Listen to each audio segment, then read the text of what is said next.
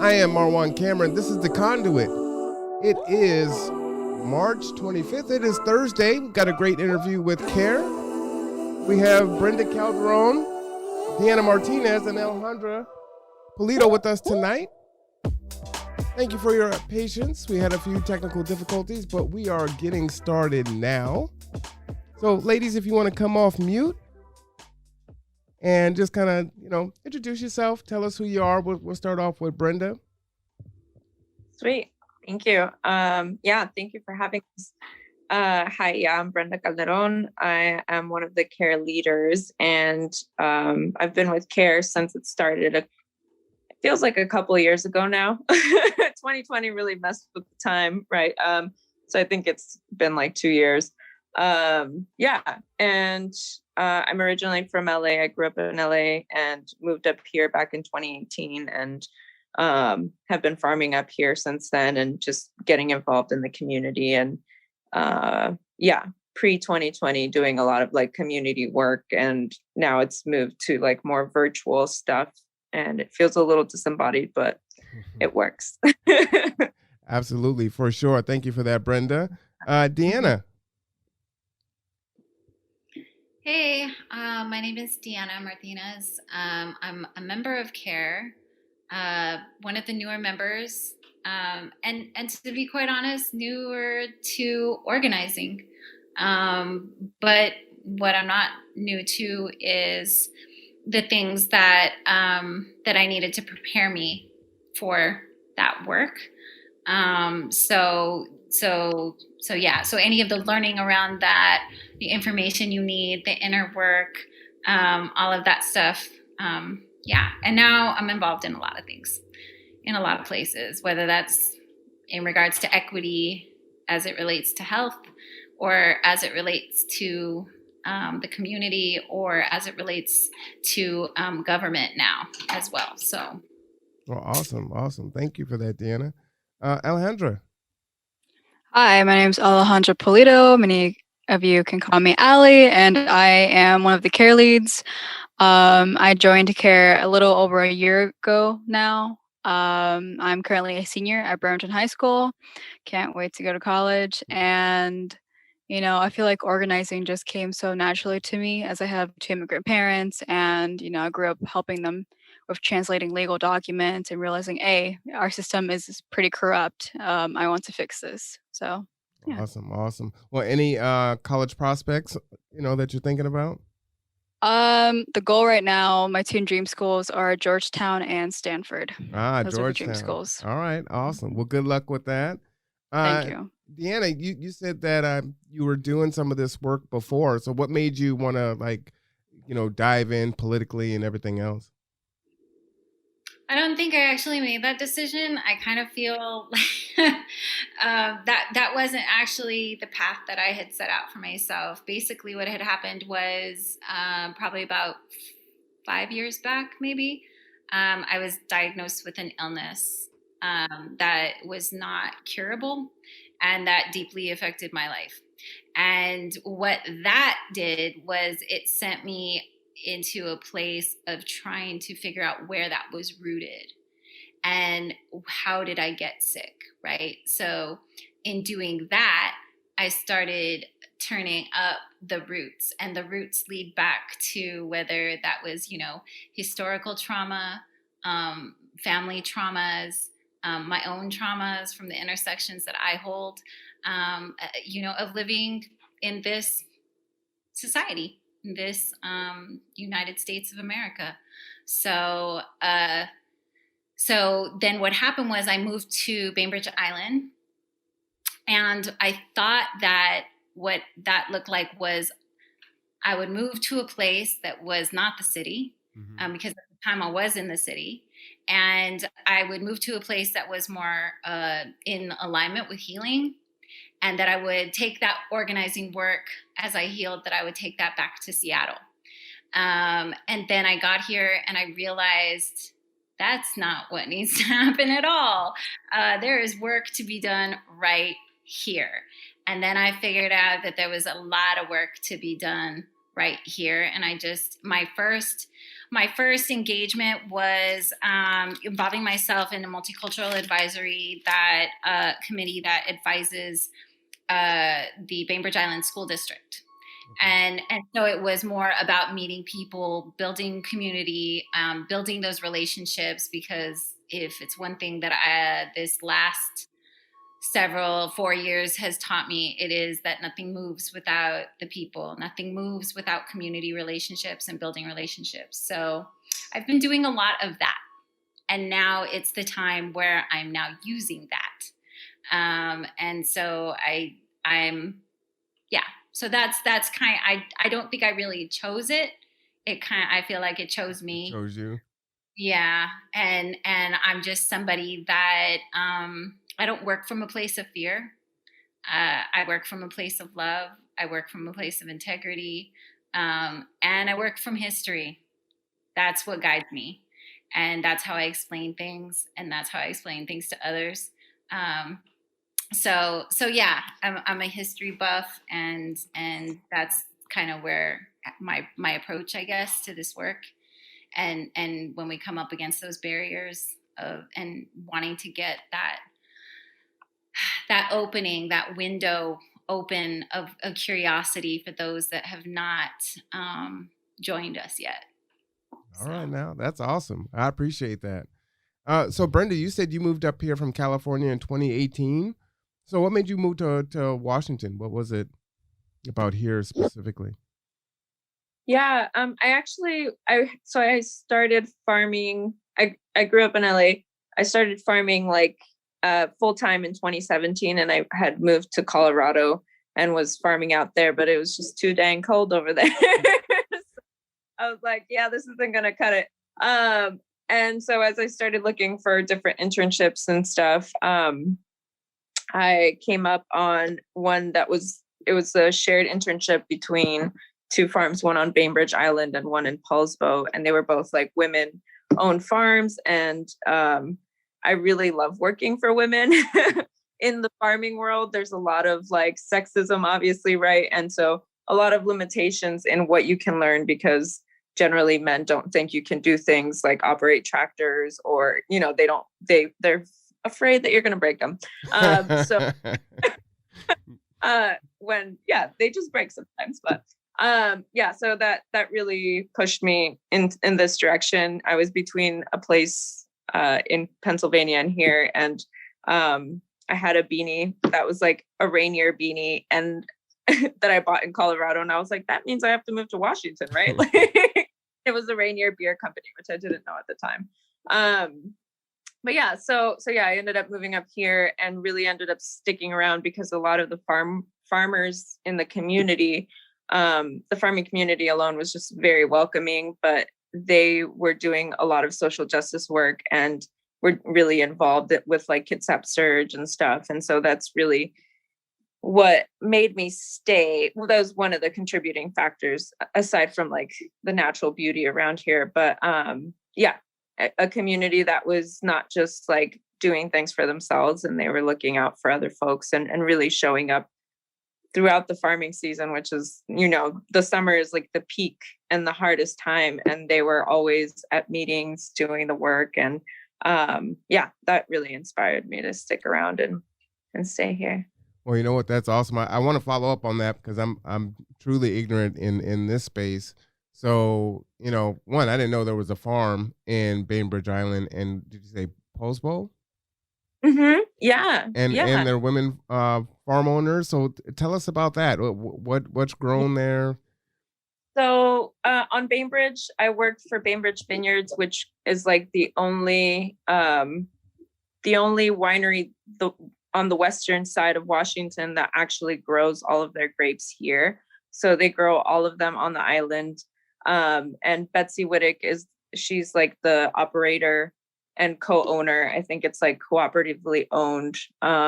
So I interned with her at the vineyard and got to taste a bunch of wine and just like see the full process of like tending to the vines and like pruning them in the winter, and then them coming in the spring and like pruning back all the vines and training them. And then in the fall, you harvest all the stuff. And so like, once I started tasting the grapes, because you have to taste some of the rotten grapes, because there's different like I guess it's like fungus, botrytis and stuff that like some of it you don't want in the wine because it'll spoil the flavor. Mm-hmm. Once I started all the different types of grapes, then I could taste them in the wine and like process afterwards.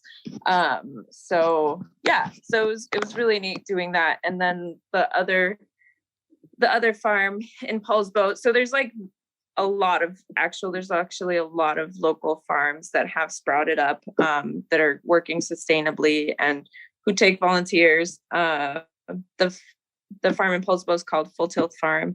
And at the time, both of my bosses had just had babies. So we were out farming in the field and carrying babies on our backs. And it was just really, really a beautiful experience. Oh, that's awesome. I love it. And so if people do want to volunteer, do they just like Google Full Tilt Farms and, reach out that way? Yeah, they can definitely reach out through there. I can maybe send you a link, like a list of different farms in the area that people can connect with and check out. And a lot of them have like Around the Table has a sliding scale CSA, so people can sign up and pay what they can. And it's really a neat program.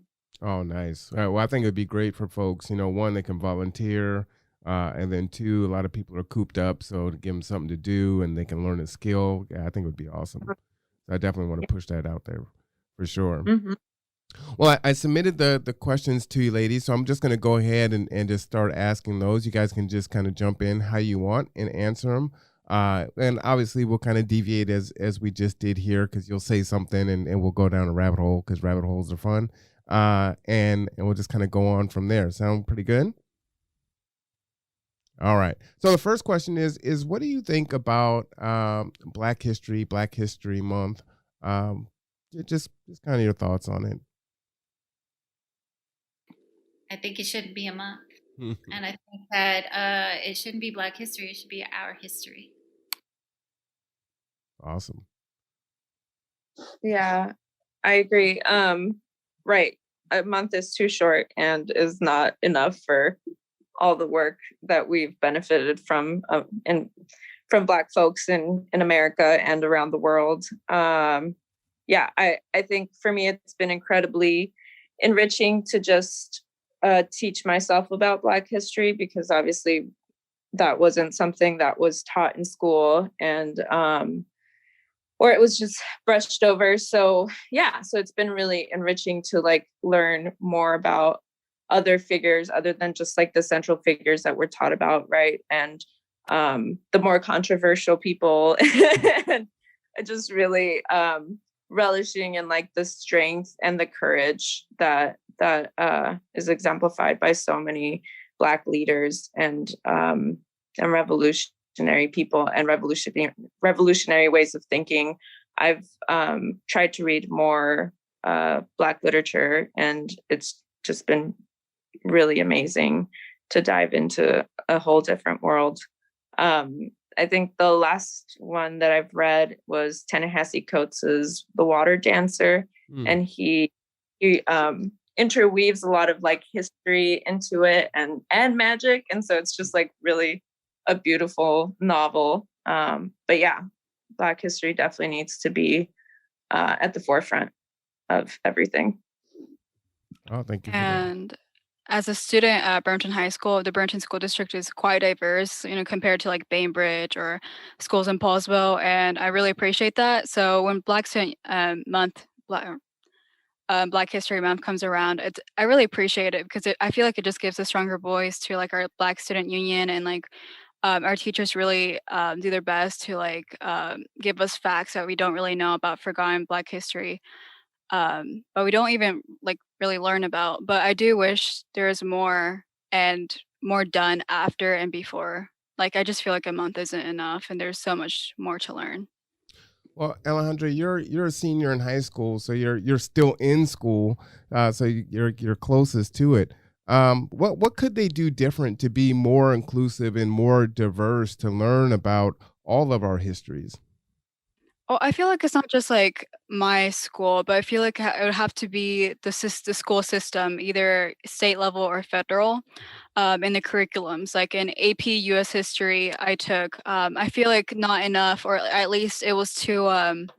What's the word? Sugarcoating on like the white colonialism and all that stuff. It's just like we just skip through like the killing of the natives and blacks. And it's like, okay, let's look at the white heroes, and it's So College Board, we'd have to pressure them. Now, That's all my thoughts. I can't remember who the history buff was. Was it Brenda? Deanna?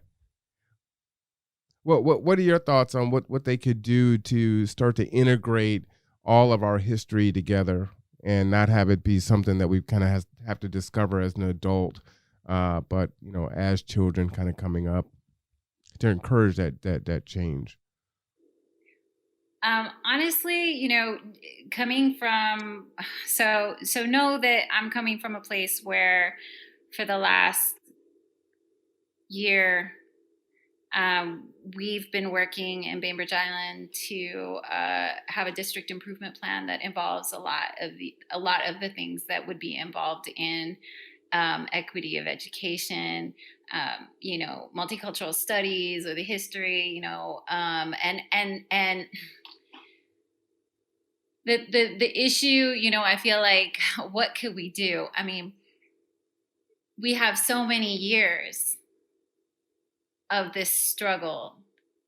There is such a culture now that is parasitic in terms of how it shows up, right? So like, example, even when you have a group of people that are, and also we've never been here, right? Where we are now, right? So like,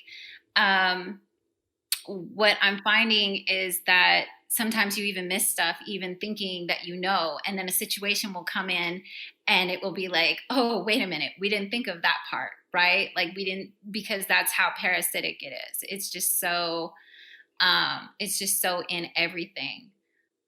So like, for me, like, that looks like,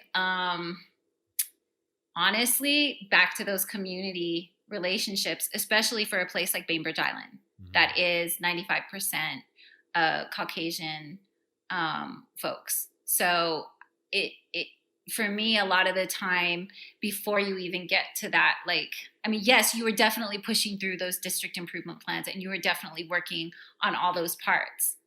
But you also, I feel like, have to simultaneously be looking for that, meeting people where they are and trying to open that window of curiosity of why we should all accept this, why this other alternative way of how we have been doing things, how it doesn't benefit us, right? So like being able to show folks why it doesn't work.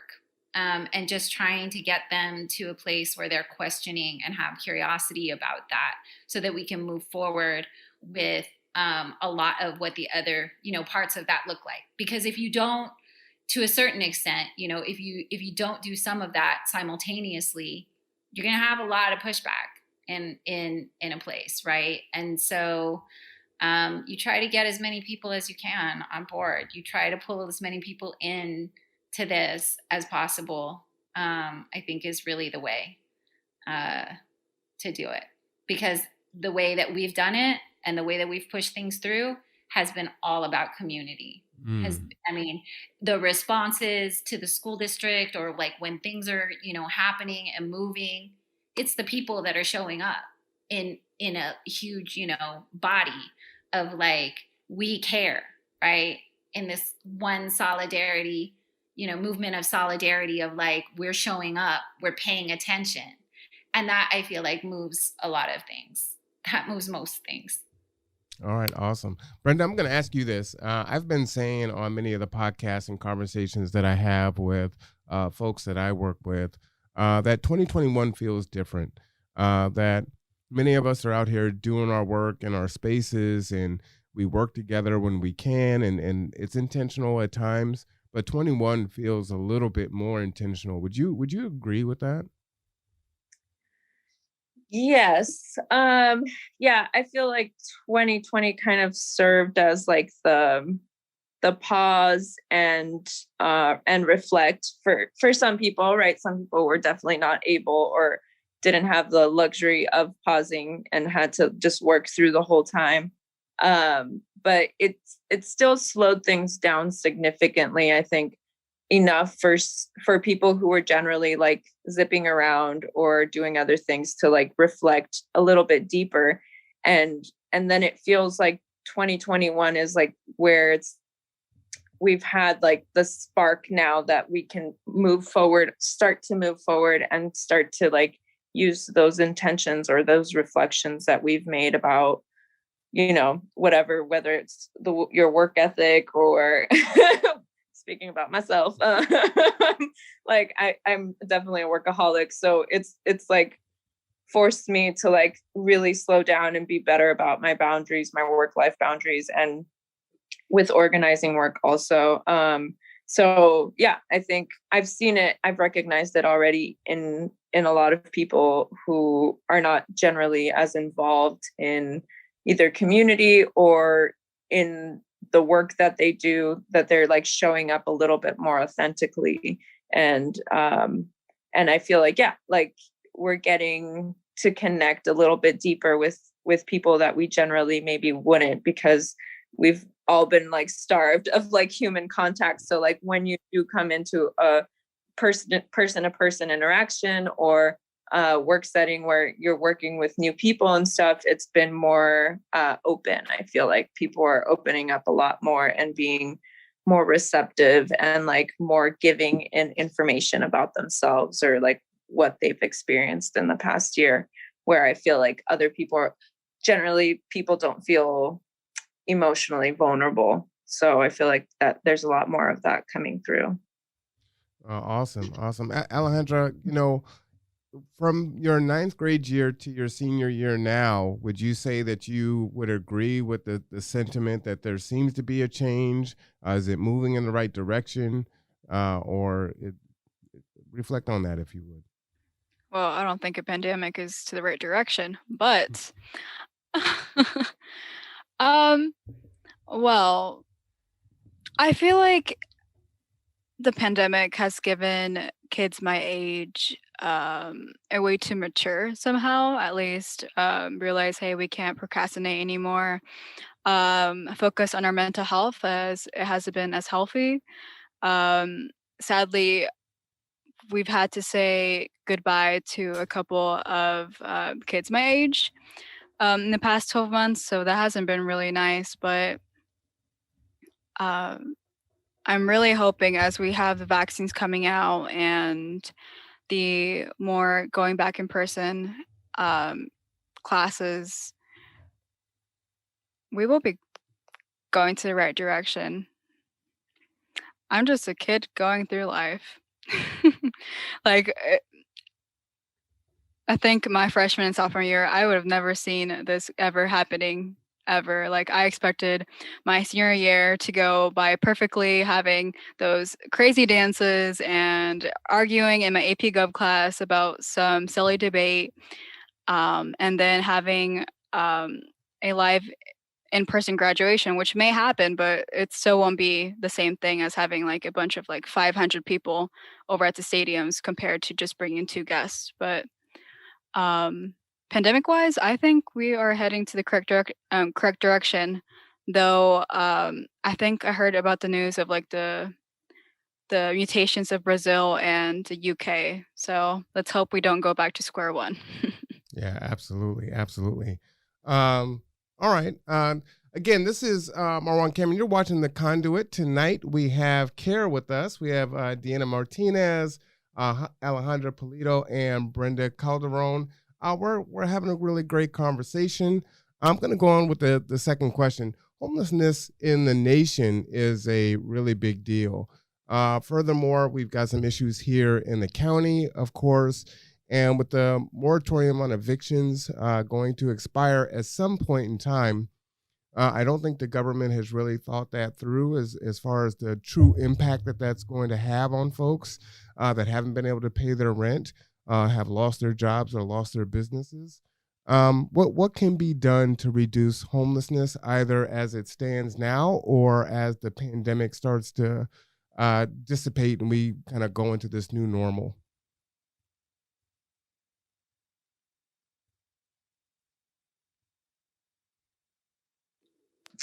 I guess I can go. Yeah, I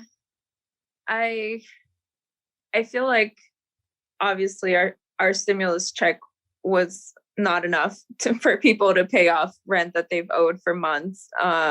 So I think like that's one of the biggest disappointments that we have. Like $1,400 is a lot of money in one go, but for a single person, but for somebody who has a family, or even though they get additional money, it's definitely not enough to support them.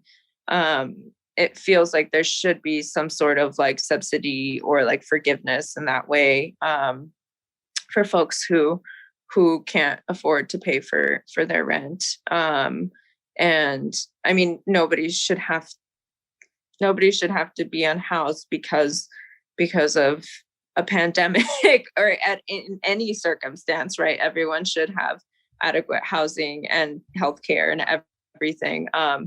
But yeah, I don't know what else we could do.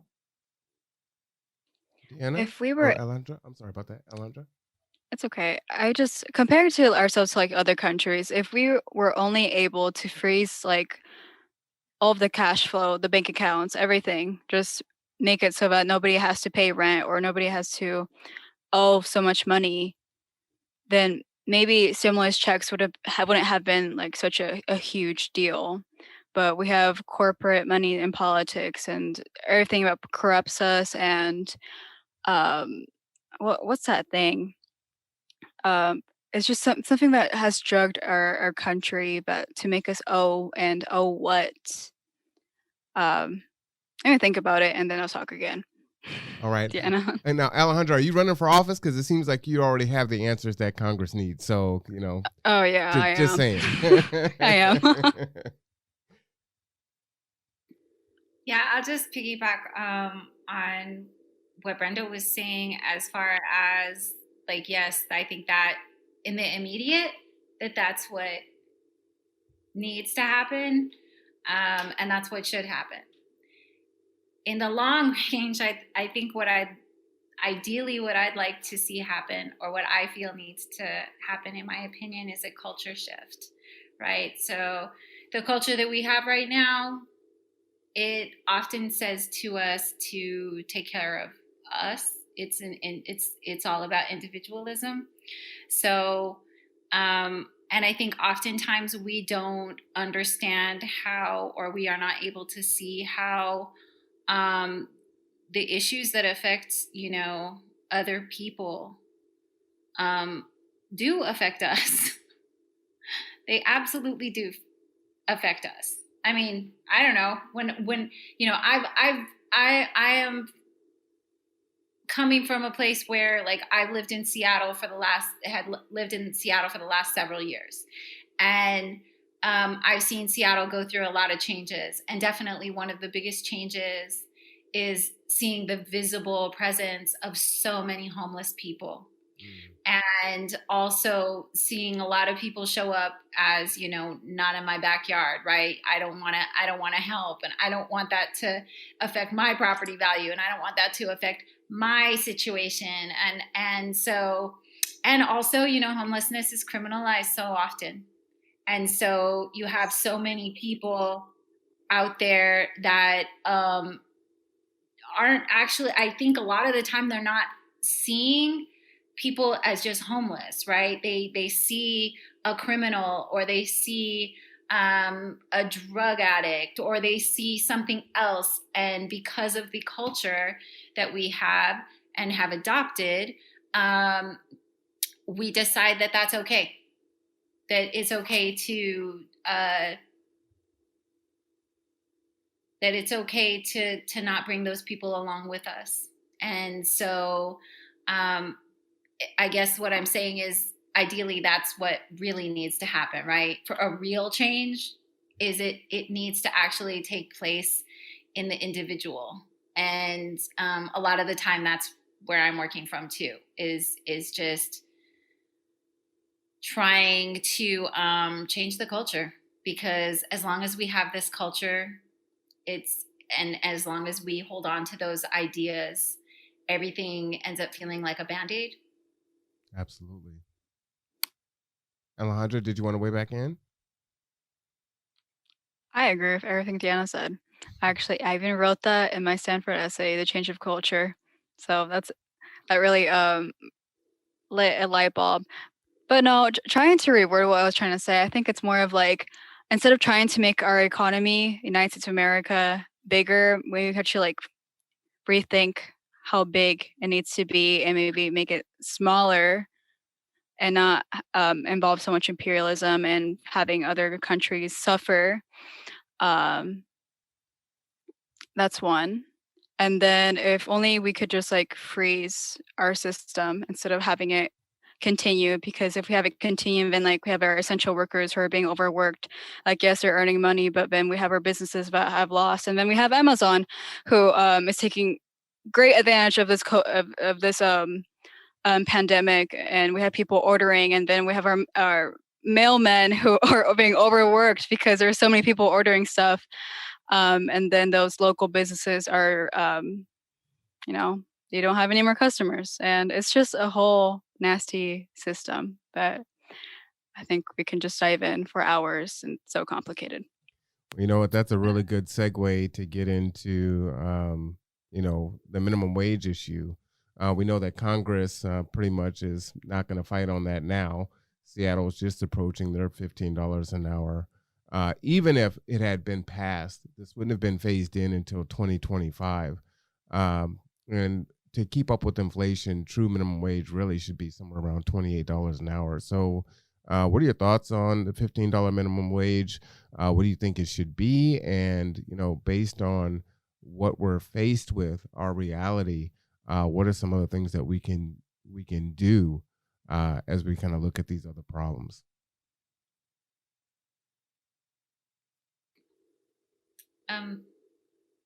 I'll go as and I was actually going to kind of mention this also and it could be applied on a personal level, right? So when I had answered the last question before in regards to homelessness, there was like what needs to actually happen at a government level and taking care of the people, and then also Alejandra spoke on the parts where, in regards to imperialism, stop creating an issue, and also the culture shift, but also on a personal level, right? What can we do personally? And I think that, some of what that can look like is imagining new systems, or, there are people that have imagined or made other systems to help us in these with the topics that we're talking about. So I mean, what comes to mind is mutual aid as well, and taking a personal responsibility, right? The same kind of personal responsibility that we see in some folks right now in regards to when this latest kind of implosion of what is going on in regards to racism in this country. And we see, now we see a lot of people taking personal responsibility because the systems have not caught up. And so we see people, not everybody, but we see a personal responsibility and a movement going towards, what can I learn to do or undo or unlearn or whatever, right? So I think that also plays into it. What can we do to help each other? And yeah, so I think that sometimes that can look like mutual aid projects and the community taking care of the community. Awesome. While we work on those other things. I'm nodding my head with Brenda. Yeah, just really quickly, I'll have to be leaving here in a few minutes, but I have another meeting after this. Yeah, I feel like it's kind of impossible to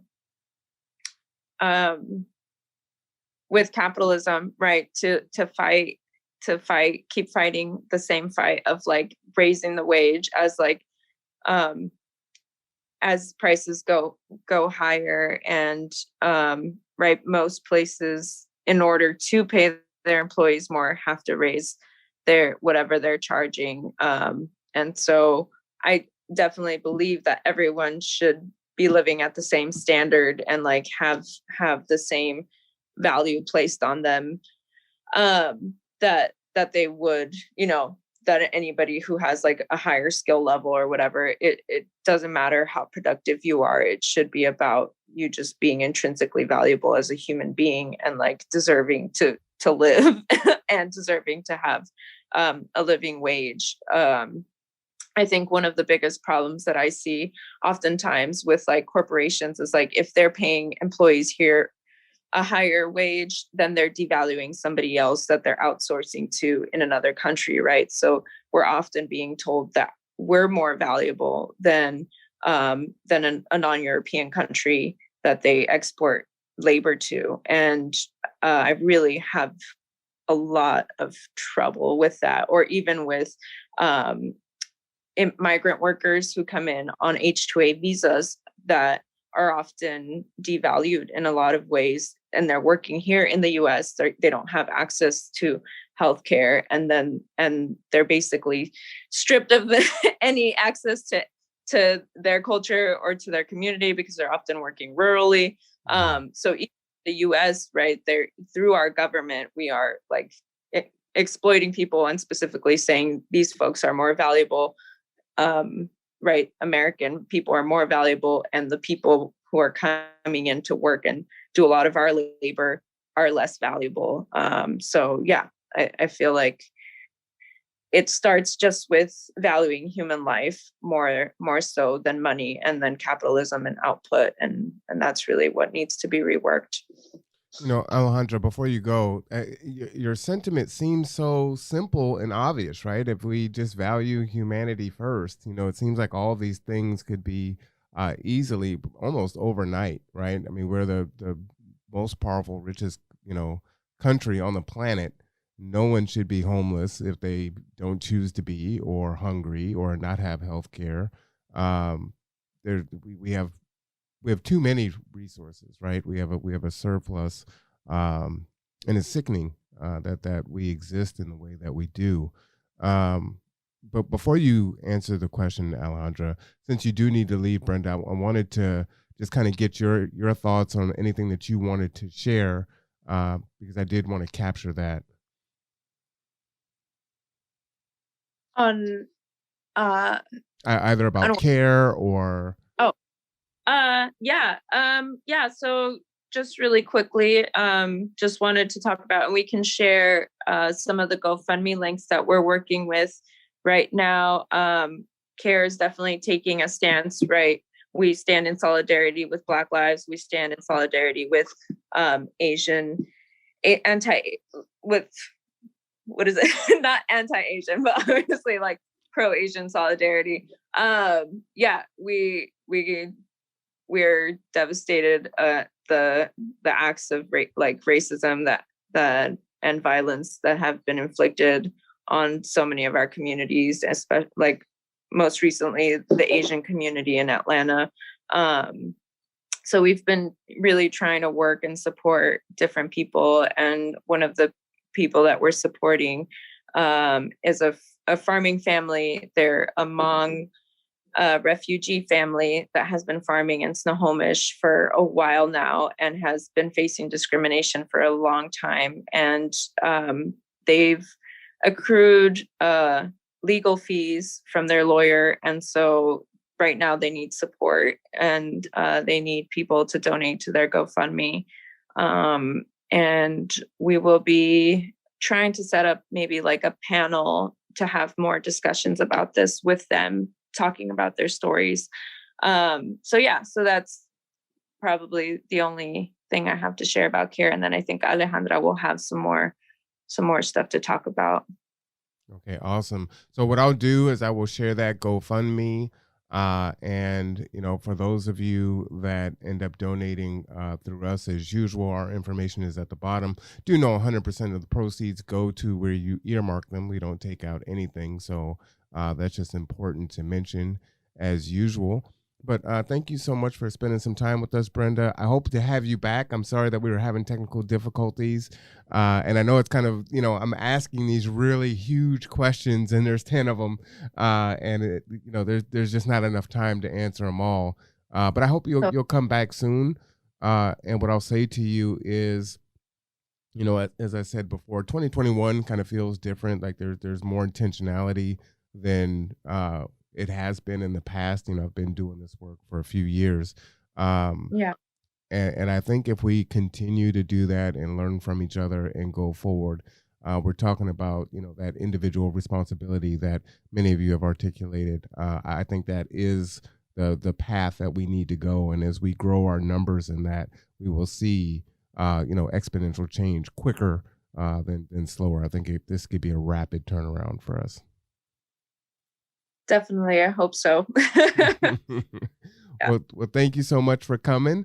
And Alejandra, would you want to go and answer the question about minimum wage? Yeah, I'll do my very best.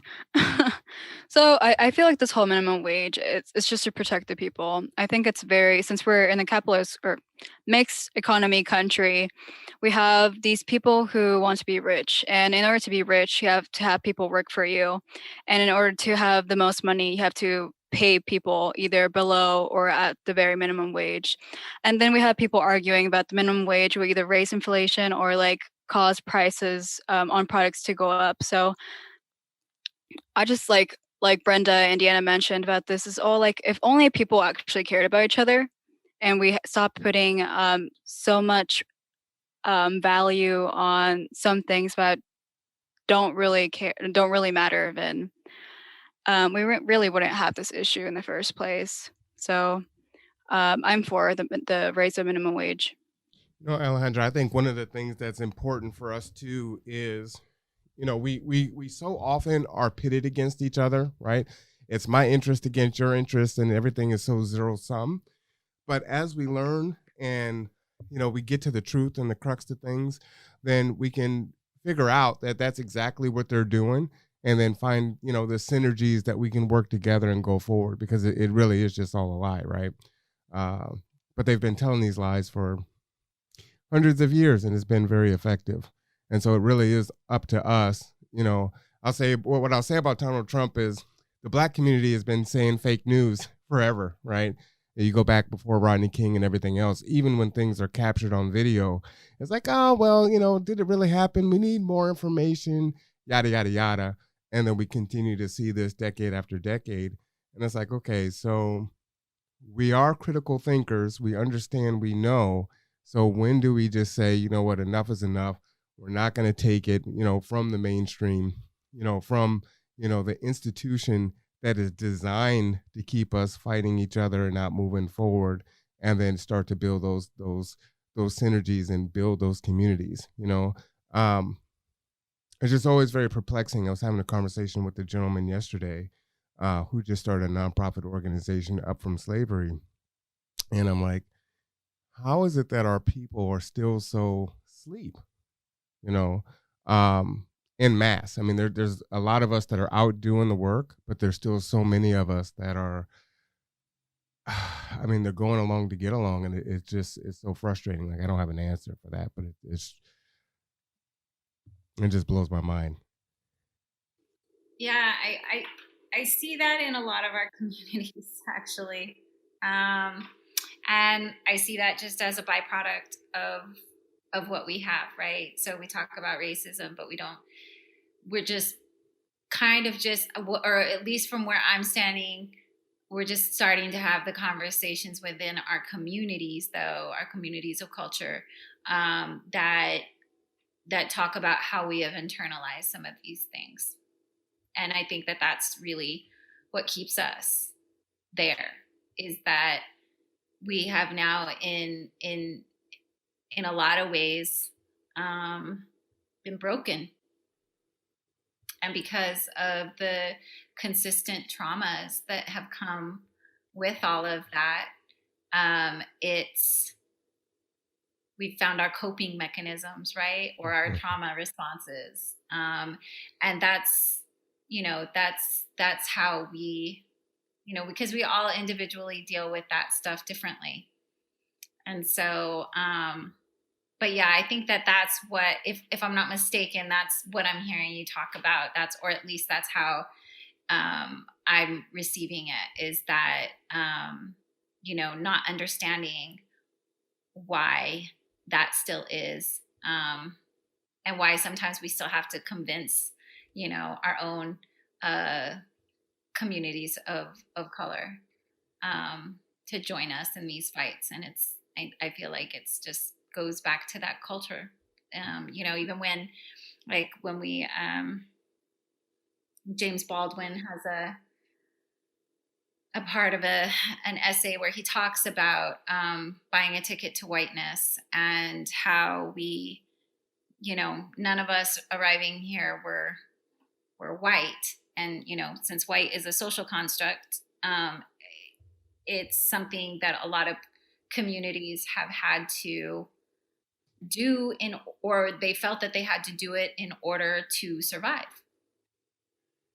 And so what does that even, we're not even having discussions yet, really. I don't see them anyway. We're not even having discussions about what it looks like when our own people have to give up power, right? Right. With the systems that are in place. We're talking a lot about how, and as it should be, the focus right now, because, all of this has stemmed from those of European heritage that, have been a part of making this, culture what it is, right? Whether that's the originators, our founding fathers, or whether that is just being complicit. And so, so we haven't even gotten to those discussions of what that looks like for us. Like, how bad do we want these changes, right? And what does that mean as far as what are we going to have to give up? True story. Alejandra, did you want to follow up on anything that Deanna said? I feel like it reminds me so much of how, I think I read somewhere of how Hispanics, just thinking about growing up, Hispanics or Latinx, or just the whole Latin America community, we tend to, as minorities, we tend to support other minorities, but when it comes to one another, there's so minimal support, and it just reminds me of growing up with colorism and some views my parents had, and then me growing up, going to school, learning about other stuff, and then me fronting them and being like, hey, I don't agree with your views, and then getting into arguments because my dad's 61 and my mom, she is 44, so they have different views than I do, clearly, with how they were raised. And so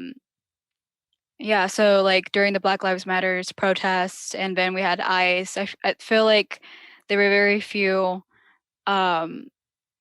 communities that supported ICE, or very few Latinx communities that supported one another. So that just had me thinking. Thank you, Deanna. Yeah, absolutely. It is something that we're going to have to, address within as we fight, without also. Again, you're watching The Conduit. I'm your host, Marwan Cameron. We are here with KAIRE, and we have Alejandra and Deanna today. We're having a really good conversation. So let's get into, a little bit more controversial, depending on your viewpoint on there. And let's talk about the vaccine and how you feel about that. Someone mentioned earlier that there's a new variant. I think that was you, Alejandra. And we have several more. We see the kids down in spring break in Florida losing their minds. You have the folks, the anti-maskers and the anti-vaxxers, and, they want the economy to open up. Well, I can understand that. It seems to me like, well, if you wear your mask and you social distance, we can open up faster. So why not just do that? But I don't know. What's your thoughts on the vaccine and just kind of this whole situation here?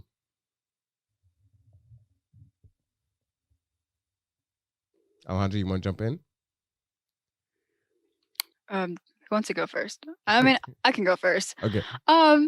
Man, those Florida kids it's just so selfish. And I know people not myself, people but I know I've had like those COVID parties and are trying to get sick on purpose, and then they go to sports, and it's just a whole mess, and it's just so selfish. Wait. They try to get sick on purpose? What? Yeah, those are there. I'm pretty sure it became quite popular in Alabama. Those COVID parties, that's what they would call them. Uh-huh. So one person who had COVID, they'd be like, "Hey, friends, I have COVID," and they'd create a giant party and do their best to get contaminated. Wow. Okay. Yeah, those were a big thing a couple of months ago. Not sure about any here in Kitsap County, but I did hear about them some other states away. Vaccine wise, I feel like all we could do is trust our system.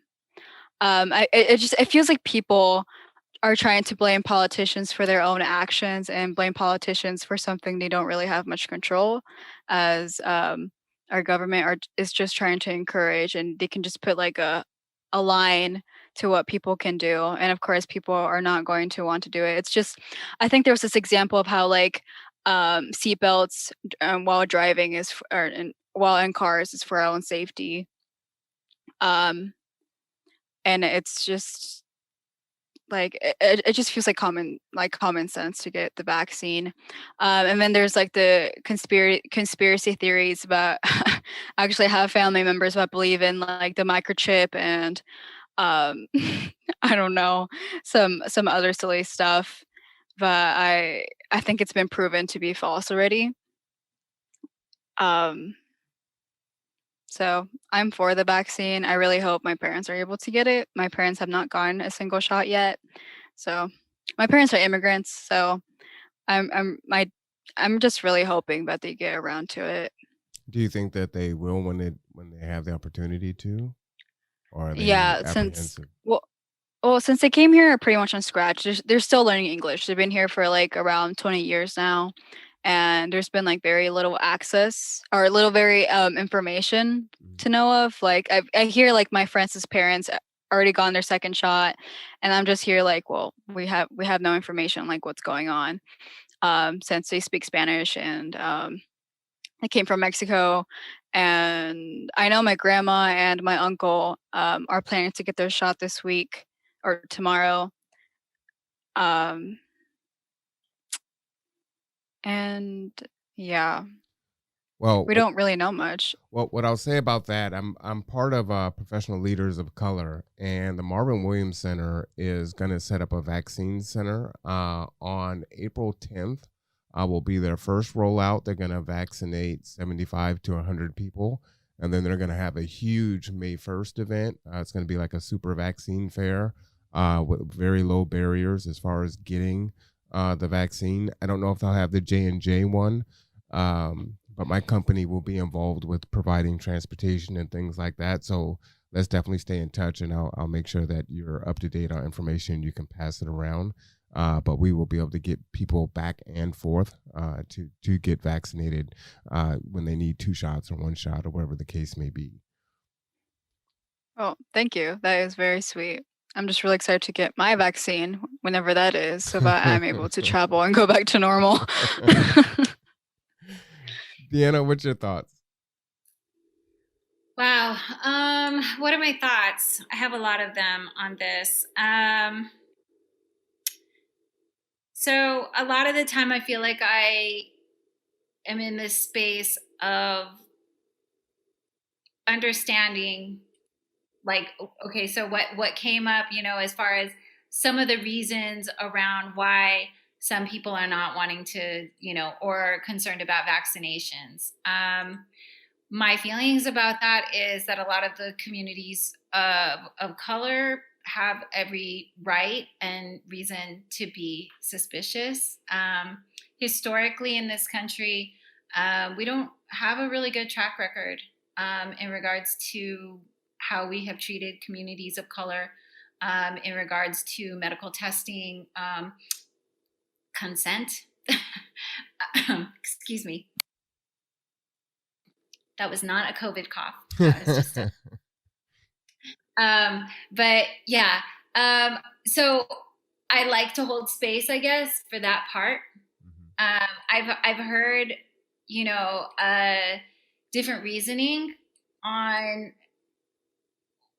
just getting feedback from why we are, why we have the numbers that we do in our Latinx and Black communities in regards to the vaccination rollout, right? So like, we're not getting them, and it's been identified why, and basically is going to take creative solutions, but we're also dealing with bureaucracy, and they're not really big on creativity. So, and they're not generally always understanding or big on learning the root causes of where that, why is that distrust there, or, what creative solutions could we learn and roll out, because, we need to do something different.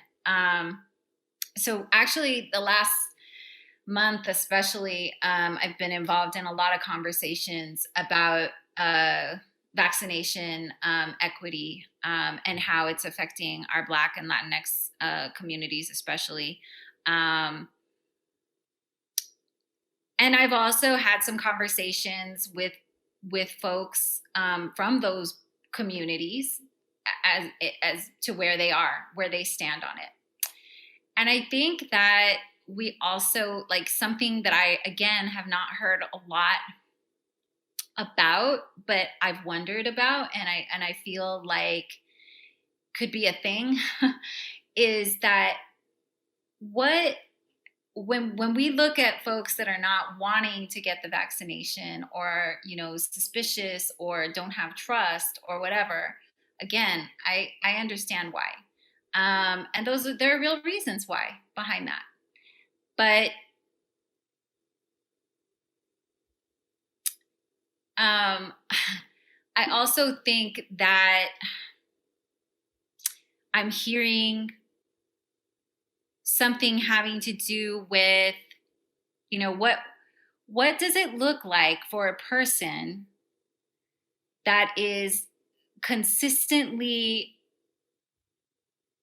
up against a system where they are constantly in danger, right? So when your frame of mind is like more often in fight or flight than any other place, right? Whether that is, you're a migrant worker, or you're, an immigrant, or undocumented, or, or from the Black community as well, and the violence that takes place towards these groups every day. When you have to face the reality of that violence, and somebody's trying to tell you, yeah, you need to get this vaccination or you'll die, what does that actually mean to them, right? Like in your mind, like, how is that processed exactly? And I think a lot of the time when we have privileges, especially, we think about like, well, why wouldn't you? Why wouldn't you just get the vaccination? Why wouldn't you just do this? And I think that that's a lot more complex than just, it has to do with fear, and it has to do with distrust. And I know that in my own life, where I don't have trust, there's nothing that will move me, There's nothing that will move me, no people that will say to me, oh, and because, I kind of face that a lot. Where I'm at and where I live, there are a lot of people, and I don't mean just in Bainbridge Island. I mean in the Pacific Northwest region is not that diverse, and so I think that there are a lot of opinions out there about like, why don't you just do this thing? But for me, like, when I shift that in regards to equity work as it in regards to racism, I think, same thing goes there. How many times do we find folks saying, it's not a problem, nothing to see here, I don't know what you're talking about, and that's what you need to believe, and that's what you should believe. And how often do you as a person have to say, no, that's not my truth, that's not my history, that's not my family's history. But there's a disconnect there. They haven't lived that experience, and so they have no experience with that experience. And so I think it's really complex. And that's some of the feedback that I've gotten from those communities as well. One thing is, I've been interviewing, quite a few folks on the podcast, and talking about their fears and their anxiety, how they've overcome those fears, and I talked to lots of folks, politicians, people that are facing homelessness or food insecurity, and everything all in between. And you'll hear as they have the experience of watching people they know get the vaccine, then I think that really helps to combat, all the stuff that's swirling out there on, why to be distrustful, and, this one's causing blood clots, or you're going to die from it, or, whatever the case may be. And while those things can happen, I mean, we're talking about, 1 in, 5 million, 10 million, things like that. Right. But it gets whipped into a frenzy, which is very destructive. Go ahead. No, I was going to say, I also think, sorry, my thought was there and then it went. I remember. I also wanted to speak to, like, specifically the Latinx community, right? Especially our Spanish speakers. Because what has shown up, and also for, like, those first tiers, right, of that were meant for our elders. Our elders are not always, it's been identified basically that language is a barrier, right, in regards to getting this information. And the other barrier is that if you are not tech savvy and you don't know your way around one of these websites that's, sign up for these vaccinations, if it's not, like, super intuitive, which they generally are not, what are those people going to do exactly? I mean, I know on in the meetings that I've sat in on, it's been pointed out that Spanish, in regards to the Latinx community, that Spanish needs to be more front and center. It can't be like this teeny tiny box, that you have to search for on the website with all this other information, and so those are two of the barriers that are also causing a problem, but are being worked on now, and it's good that they are, because I don't think that this is the last time we're going to be here. We need to actually be doing things and setting things up in a way where we are building for the future. We're not just trying to do damage control with this situation. We are doing and implementing real changes so that we can not be in this situation that we're in right now the next time it happens. Yeah, I agree with that. And the other thing that I've seen also is there are a lot of the BIPOC community that do want the vaccine. And as you said, whether it's computer access, transportation, whatever the case may be, they're not getting it. But then yet and still, we're hearing stories about how the most expensive zip codes in the country, especially in Florida, somehow they're getting the vaccine.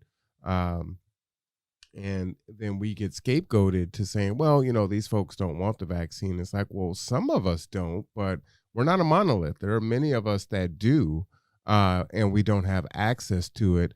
And then, we just hear all this, the buzzword of, oh, it's equity, it's equity, it's equity, but somehow it just still seems to go. That train of inequity doesn't slow down at all. Matter of fact, it seems like it's picking up steam. Alejandra, do you want to just jump in there and just give us your thoughts on what Deanna and I were saying?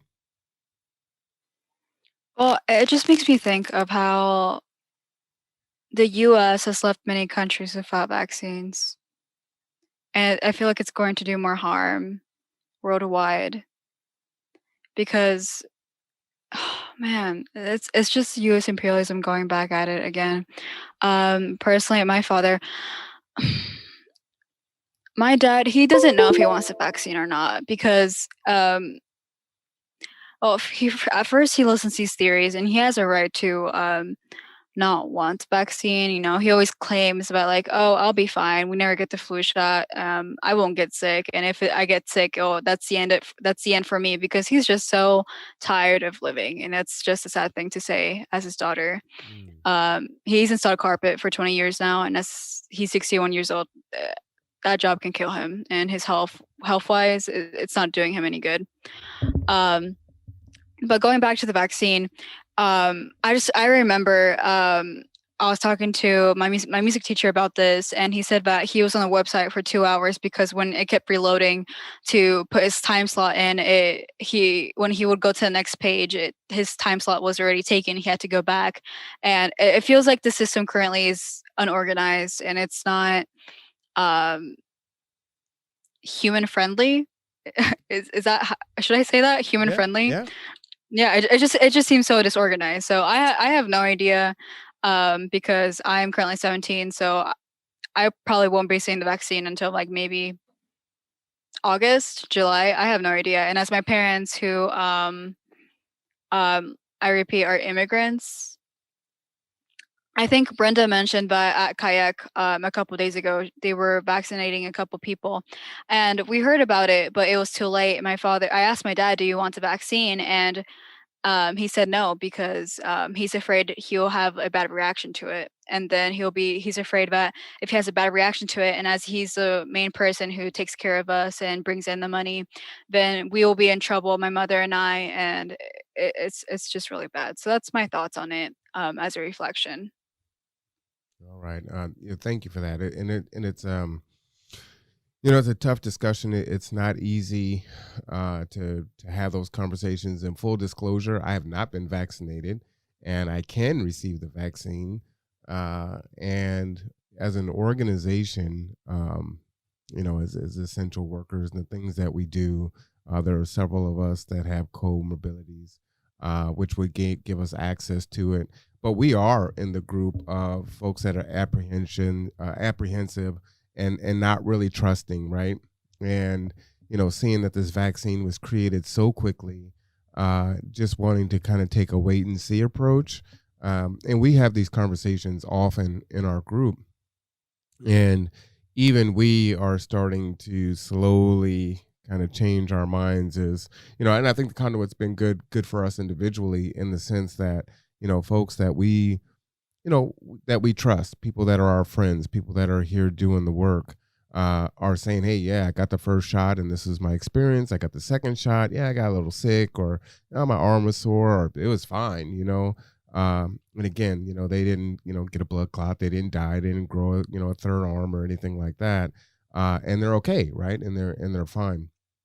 And so that is going a long way. And I think for us, we want to try to use the platform in any way that we can, not to make people to change their mind, but just to give them information so they can make a more informed decision that's best for themselves and their family, and not look at it so far as what they see on TV and what the talking heads say on both sides. But I think there's a huge power in seeing people that go through the process, right?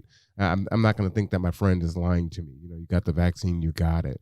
And then you have folks that you're just not going to be able to convince. I had someone say, well, they're giving the BIPOC community a different vaccine in a different vial, and so you're getting a placebo or you're getting something else while everyone else is getting the real vaccine. It's like, okay, at some point, you've got to kind of work past the conspiracy theories. I mean, that's a lot to try to do something bad to you. Not and yeah, again, they have done some bad things in the past, but I think there's some easier ways for them to go about doing that if they really wanted to do that. So it's just keeping these conversations going and educating folks and giving them information. So thank you for that. That's really tough, and I know it's hard. When I first started doing the interviews, some people were really apprehensive about answering many of these questions because they didn't know how they were going to be judged because it's out there, it's in the public, it's cancel culture, and if I say this, then I'm going to be attacked. And during the presidential election, people were losing their families and their friends as people were weighing on both sides, and it just got so destructive and toxic. And wow, it is just something else to see. So I hope we can start to heal and move forward from that. One thing I wanted to ask you about, it looks like we're kind of moving toward opening up. So I'll kind of skip that question. But there are a ton of abandoned buildings here in Kitsap County and throughout the country. I mean, what could be done with these buildings? They're just sitting here. If you've been here for any amount of time, and if you know the area, there's a Denny's on Wheaton Way that's been closed for like a decade, a Sizzler right across the street that's been closed forever. There's abandoned buildings downtown, just all over the place. What could we do? What should we do with those buildings? Well, I think probably the first thing that comes to mind for me is food, right? Because I have a big interest in that, in people learning how to grow their food,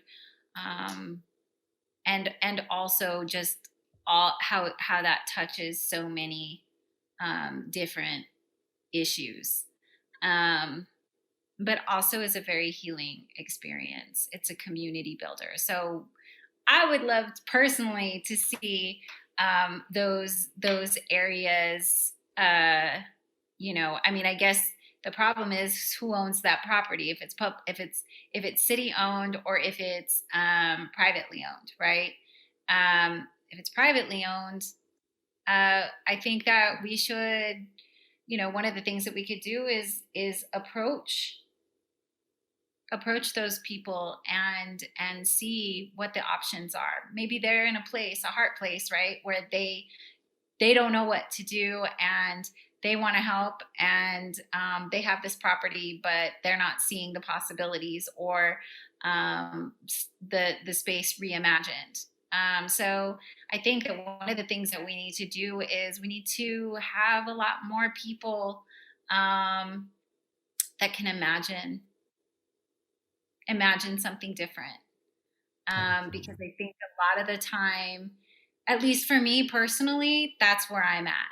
I find it very difficult when I'm in situations and I'm speaking to people that want to do what I feel is a Band-Aid on a problem versus taking it on, because we're going to be here anyway. This is a marathon. It's like this is going to be a slow process no matter how we do it. But I just end up feeling like community-based work moves the needle a little bit quicker and definitely deeper, those community connections. So when I think of those spaces, I think of community art projects that bring solidarity. I think I was involved in a mural that was done over I guess it was kind of in the fall. And it was such an amazing experience. It was at a place called Rory's Metal Fabrication on the island. Beautiful family, lovely allies, and the community came together to do this beautiful mural that says "One Love," and yeah, I guess that's where I'm at. And even during that mural, I was talking to the artist that was involved in it, and he was talking about some of these very same spaces as far as doing some community murals, and I was like, hey, I would love to like join up with you on that, and we could do some community gardens too in those spaces, right? So like I'm still learning the area as far as Kitsap County, and trying to figure out, that's actually something I want to put more work towards, as far as like, what does food availability look like? Are there places in these areas that are food deserts, or are we good? Or do we just need them for, community-based stuff? But also that homelessness issue, that's something that Seattle has done, I believe, sometimes taking an abandoned space or a hotel or something like that and putting it to good use.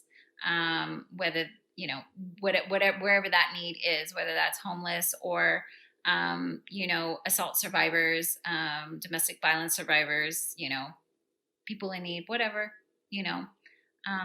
so yeah, again, back to the community. Always. Absolutely. Alejandra? Oh, so when Deanna mentioned food, I love trying new foods. I love like just those like cultures, international. I grew up here in Burlington my whole entire life since I was a little girl. The Evergreen Park that has been remodeled. That's where I grew up. Going down to the water and splashing those pebbles. But I also love Seattle, and when I see those empty stores, I wish we could have more local, either more local businesses or like a place to have more local farmers. As I'm very for to have like farmers and greenery to serve like the little cities and towns we have, instead of having like a huge corporations of milk coming into our Winkos and Fred Meyers. And I really wish we had like a space for like local farmers to sell their products. And again, local businesses, um, restaurants with like Kitsap County owners. That would be really amazing. I'm not a fast food fan. I'm kind of tired to see I love my Starbucks, but I don't like seeing Starbucks everywhere and McDonald's and Burger Kings. Like I wish we had like more diversity in that. So if we had more local businesses, not like it doesn't have to be food. Like I I love crystals and gems, and I love that like what's it called, Gem Heaven and Pike Place Market, and find just go exploring um those little stores down Pike Place. I feel like that would also bring more tourism and downtown Bremerton. Mhm. I think that would be a great idea.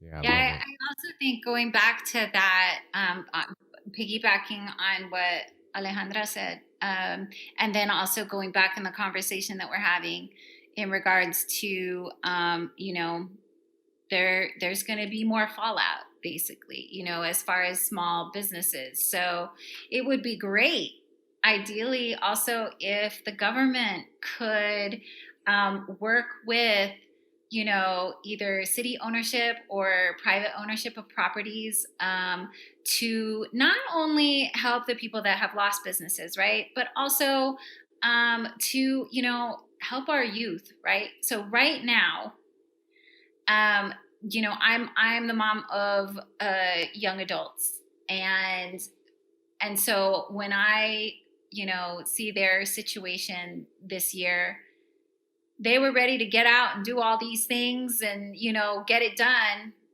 and they had to hit a big pause button and are now questioning what next. How do I do this, and what's out there for me right now. And I think it would be, there's so many creative ways that those spaces could be used in addition to what I had already said, to boost our economy as well. I mean, if you wanted to go that route, in regards to boosting it for the people that need it the most. And so that, whether those are small business owners, whether that's a part of That could also look like reparations, I guess, in some way, depending on whose ownership, again, of that property. Mm-hmm. Yeah, there are some really creative things that could happen there if groups would work together, looking for creative solutions. Yeah. Well, you guys were so positive. I'm not even gonna interject my negative thoughts on what they could do or the people that own these buildings that keep them in the way that they are. So I'm just gonna move over that because you were so positive. Okay, you can bring I up. mean, I'm open to hear what you have to say. Seriously, like it's. I actually am intrigued now, and I really like to know about my blind spots or hear various perspectives. So if you still feel like sharing, I yeah, definitely still feel like listening. All right. Well, so here's my thoughts on there. One, the government and special interests displace the poor and minority communities all the time whenever they want, right? All the way up into eminent domain. So, you think about the light rail, and I think about, like my church, because I grew up in Seattle, was displaced, and all the businesses that were lost up and down Martin Luther King as that light rail came in, right? It was like, well, it's for the greater good, so this is what we're going to do. So if they wanted to take over those buildings, whether they were public or private, or if they were private, they could do so if they wanted. My other thought is this, we work with the homeless community, and, we see the conditions that they're in.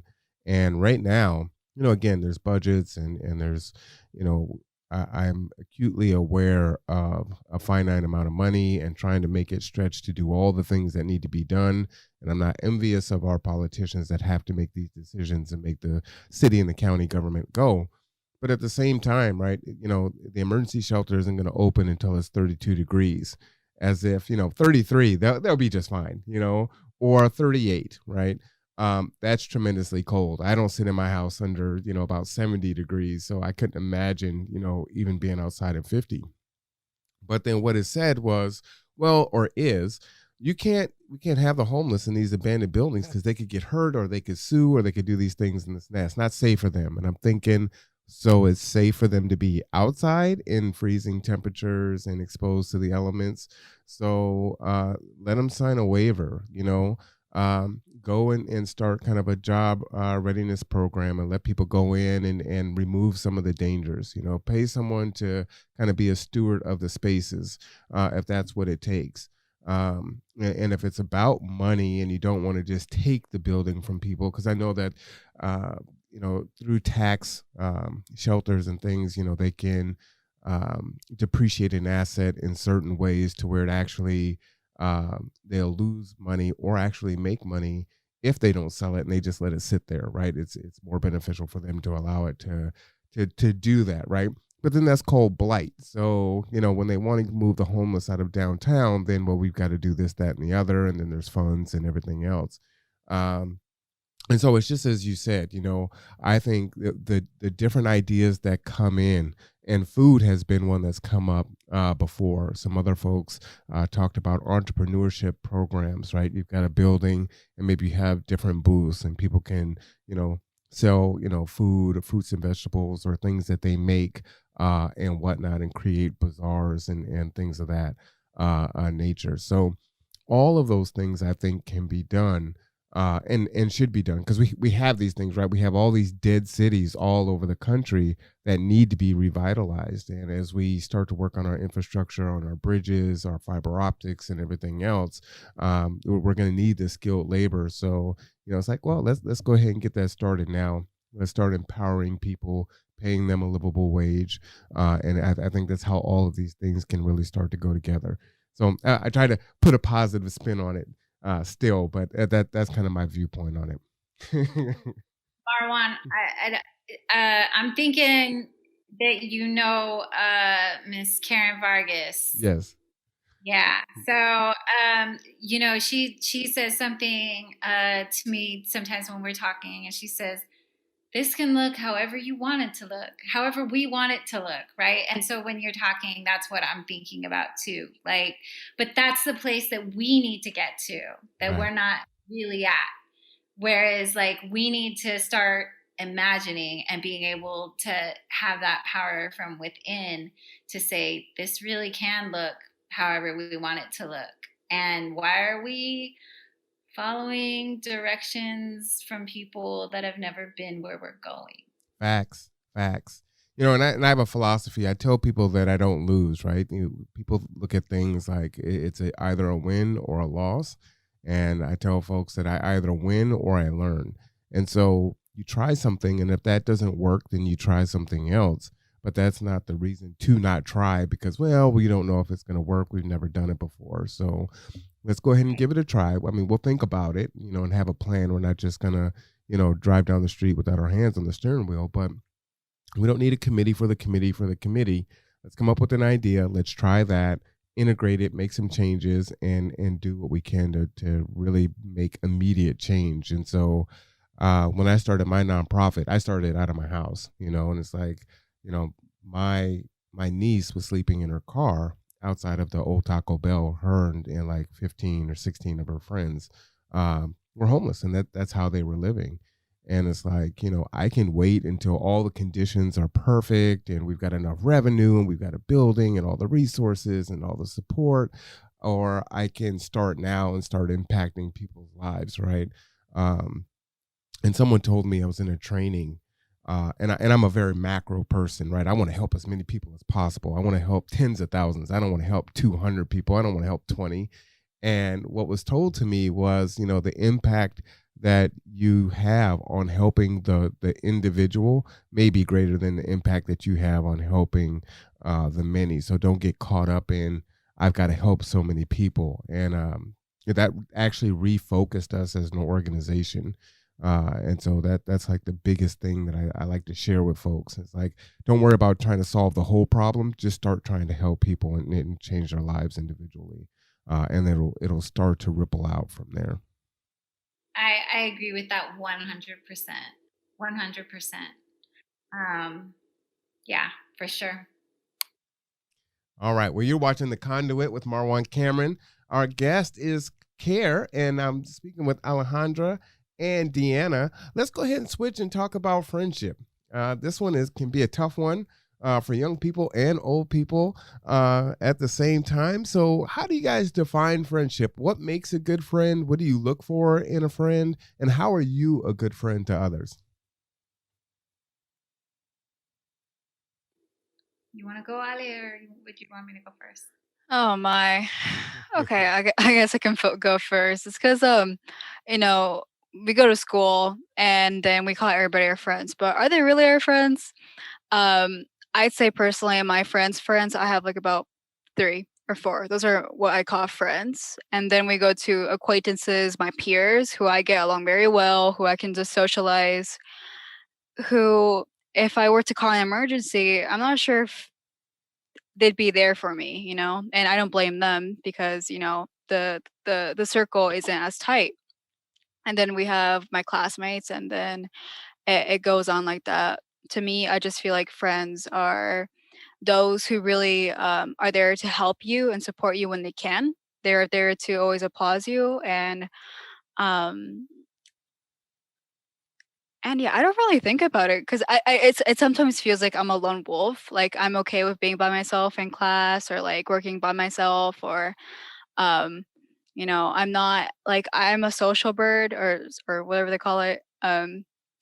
A social being, but I'm not in need of having, so many friends or so much support. But the person who I can think about, who is my best friend, my friend, I've been friends with her for 6-7 years now, and we go everywhere together. I know when I have bad days, she's there to support me, and she's my shoulder to cry on, and um, same to her to me.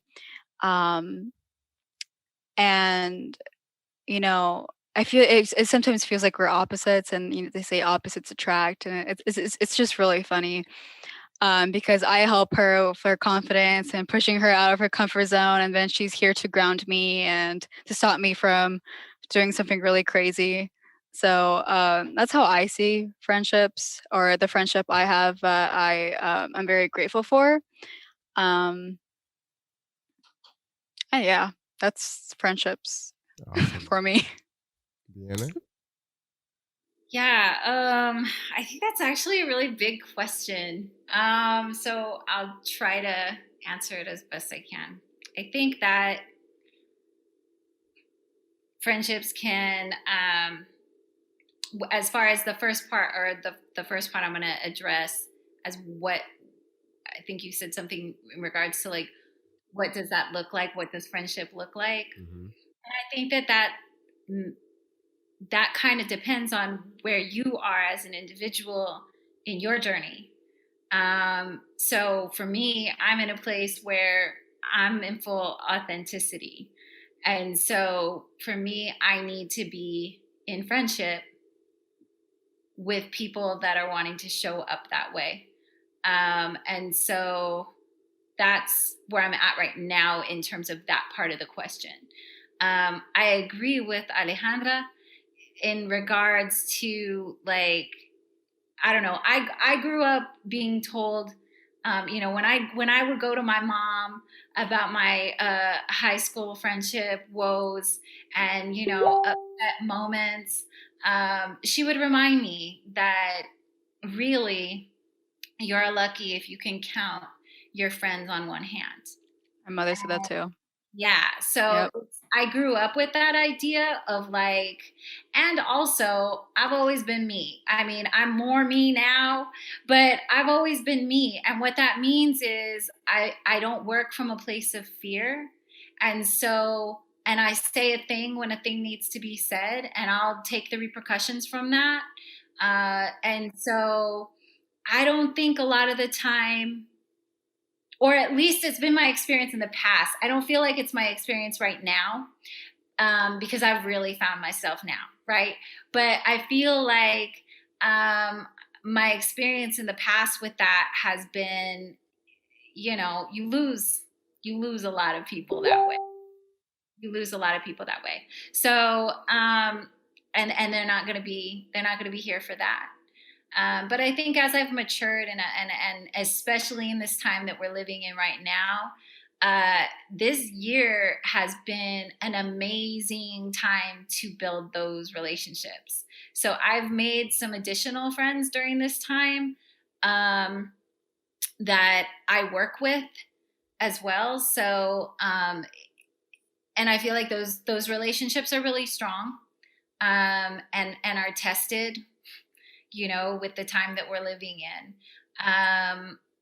And also, I think for me now at this point is I know what I know. And because of that, friendship, like, I can have acquaintances and I can make connections with people. But as far as friendships, at this point, it gets difficult to be in friendship with anybody that wants to stay in willful ignorance about any of the issues that we're talking about. So it gets real, like, I can be kind always to everyone, and I can talk to you, and I can hang out with you. I can even have a drink with you or a meal with you. But as far as friendship goes, we're going to have to be on the same page with some of these, with all of these issues. And we can see them differently, but if you don't see them as a problem that you consider your responsibility to also be a part of changing and dismantling, respect is a part of friendship too. So Deanna, you were saying that, people need to kind of show up that way. What does that look like? In regards to authenticity, or in Right. regards? Right. So I'm looking to make friends, and you're saying you're looking for authenticity. So people have to show up that way. So how do you identify that? Oh, how do you identify it? Good question. And I don't know that it has one solid answer as what that looks like. I think that that looks like an energy of sorts. I think really what it comes down to. I think that folks that are feeling like they're good with being their authentic self, there is an energy that they put out there that you can feel. I believe in the law of attraction too, right? So like minds. Yes. I believe that we actually, it's like now I feel like I'm at a point in my life where, you know, it's not that frustrating or stuff doesn't happen or that, you know, everything is good that happens to me because I'm happy or whatever and I'm going to put joy, you know, high on the priority list. It means that it just feels different. I don't really know how to like even really put that into words other than it's an energy. And I like I said, I really feel like at this point in time, because of my own authenticity, I'm either repelling possibly people that are like, nah, I'm not about that, or I'm, you know, attracting more, you know, more of that. You know, if somebody hears me on your podcast, or if I'm talking on a panel, or I'm just talking in group, right? People are, you can't hide what you have in your heart either. That's the other thing. Like people are going to show up. Right. No matter if they try to disguise that or put your best foot forward or give you a great first impression, you show up as who you are. And yeah, I've just gotten really good at listening to that. Well, let me go a little bit further and kind of build on friendship into romantic endeavors. So what advice would you give to folks in a romantic relationship? How are you good stewards to the person that you care about in that way? What are things that you look for? What are some of those qualities and traits that need to be present there? And how do you navigate some of the stressful things that happen in relationships like that? I would say what the things that I have looked for ultimately through many mistakes, you know, is because it's a learning process, and we come in with, you know, all these traumas and triggers and unresolved things that we've built our identity around.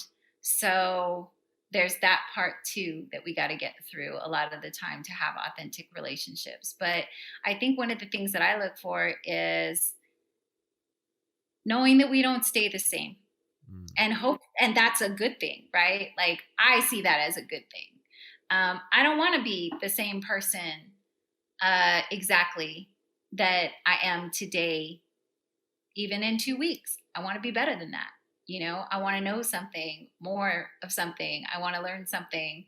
And so I guess that would look like finding people in your life, or finding, you know, if you're in a monogamous relationship, romantic relationships, finding somebody that is comfortable with you changing, because we all change.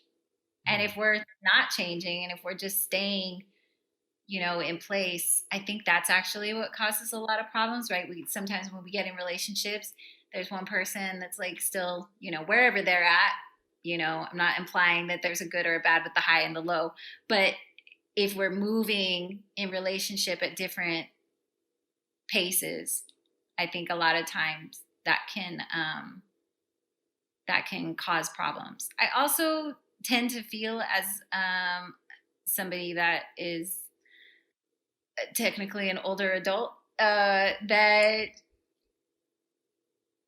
respect in romantic relationships is crucial.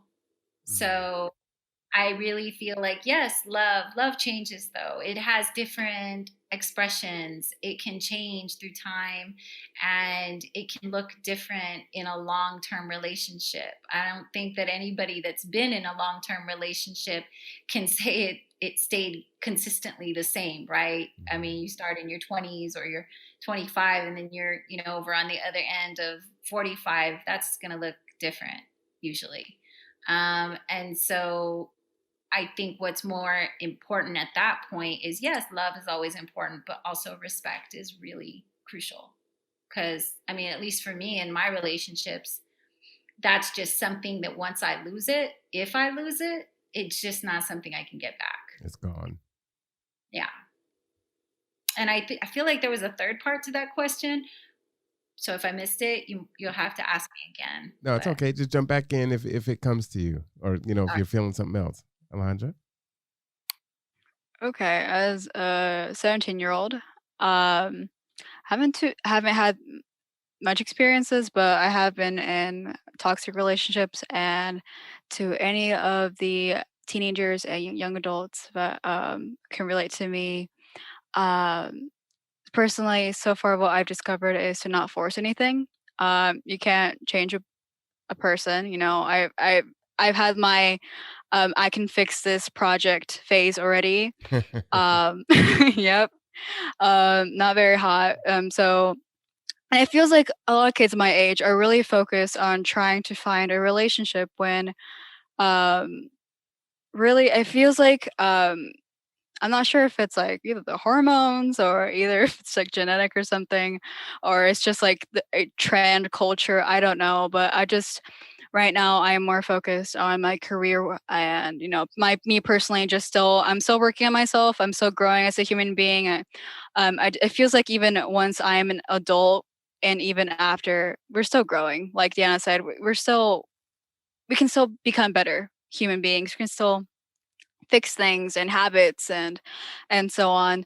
So whenever I find my human being that matches my energy and supports me as I can support them, and respects me and my opinions as I can do, vice versa, that's what I look for. And also, um, as I am a Latina, we have the machista culture where my father says, okay, once you find your husband, you have to cook for him, wash dishes, wash his clothes. And that's a big no for me. I want that. I want, yeah, like it's, we laugh at it, but I, I, I see girls my age who are like already getting married and are doing that. And it's like, no, I want to be the breadwinner. I want to focus on my career and, you know, I want to support another human being, but I hear that's hard to find. So, and I'm fine with being by myself. Um, and my parents kind of call me selfish for that, but I want to help people. I'm more focused on that. But yeah, that's my little rant on relationships. I can go on. I think I've missed some stuff, but yeah. No, that's awesome. That's awesome. I'm gonna ask you a question and give you just a moment to think about it. If you notice, the questions kind of, and the podcast started in February, so that's why Black History was the first question there, kind of thematically as to what's going on. And then there were so many interviews, like I'm still trying to get through like all of the people that signed up.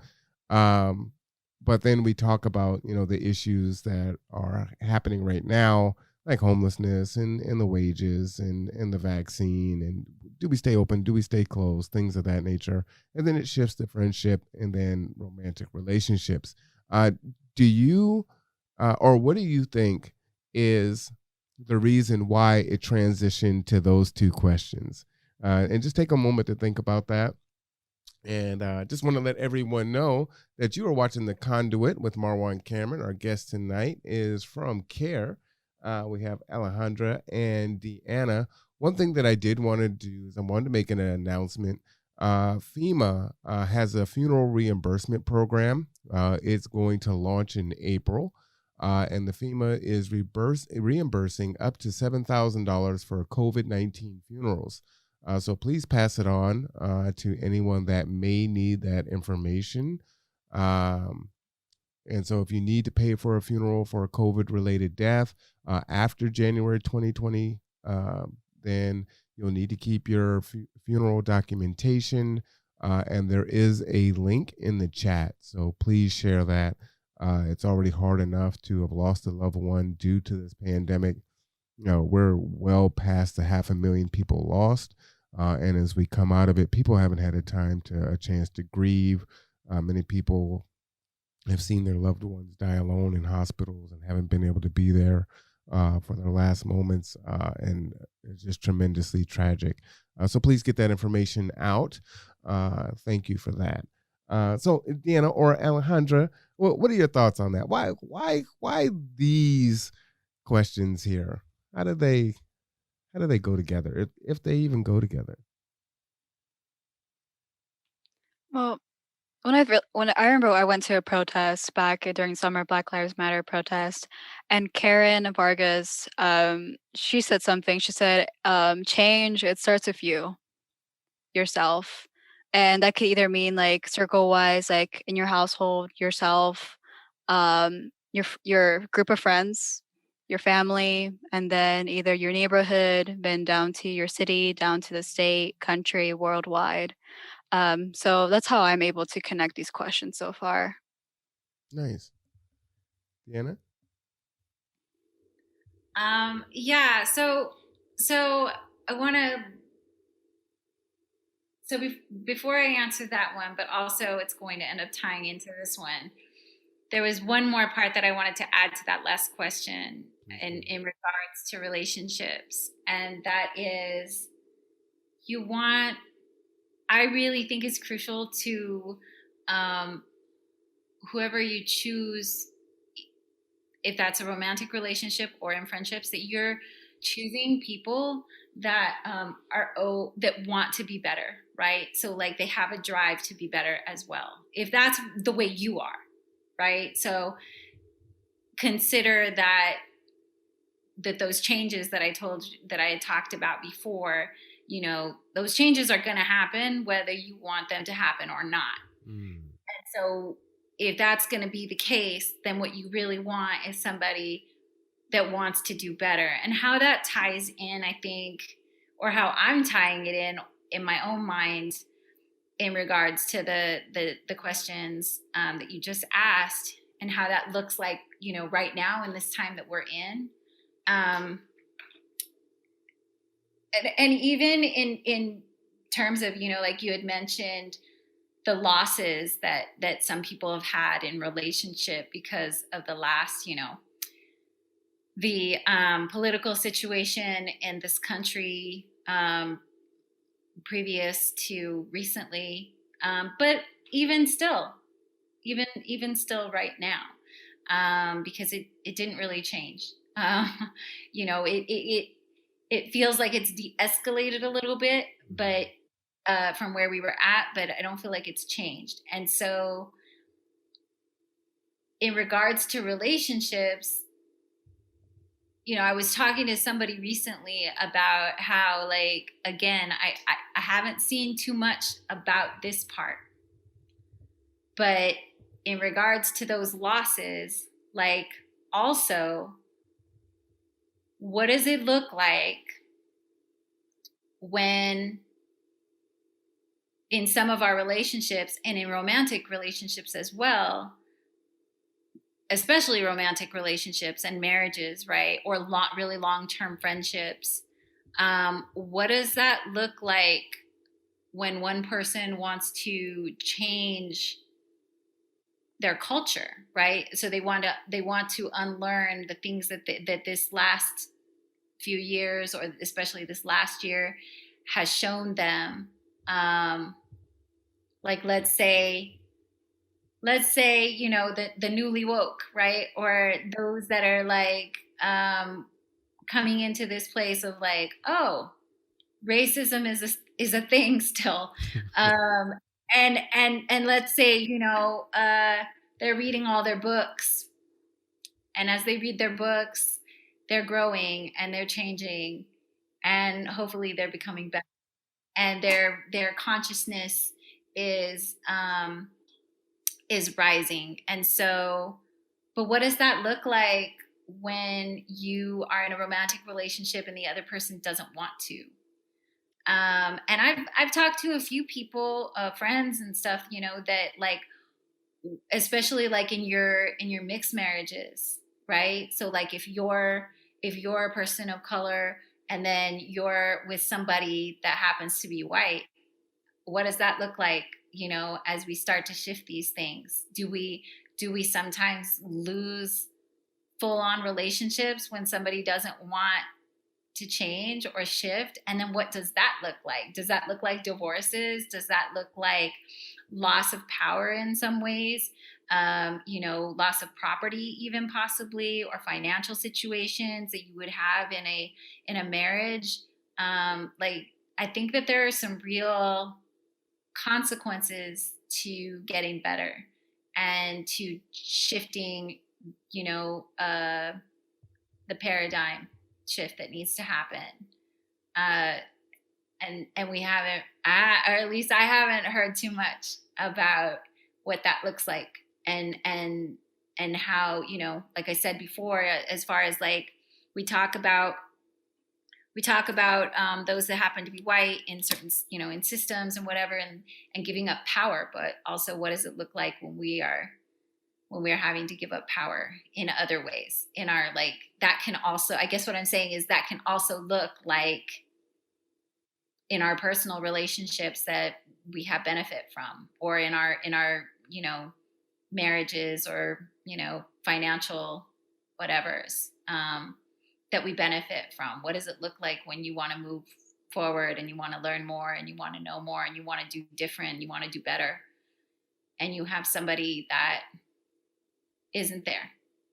Are you still willing to give those things up? And so I you know, that was one of the questions that I felt like I had to ask myself when I went into organizing, because I was going to have to, that I had to ask myself, which was, at that time, it was around Black Lives Matter. Okay, yeah, Black Lives Matter. And then I had to ask myself, how much do Black Lives matter?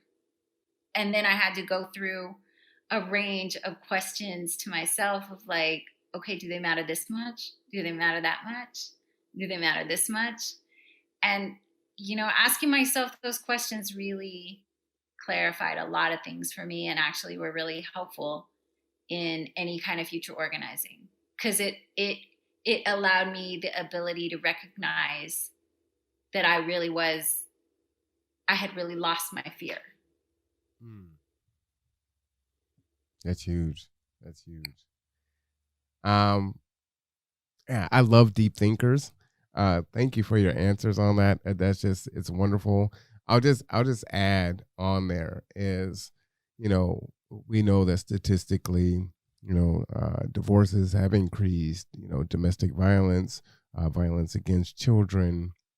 A lot of relationships have been upended during COVID. And as things open back up, people have been social distanced and isolated. There's been, you know, sadness and depression and just anxiety, you know, and all these things. And as we start to come back and try to integrate back together again, I think it's going to be even more important for folks to have tools to reestablish or create friendships.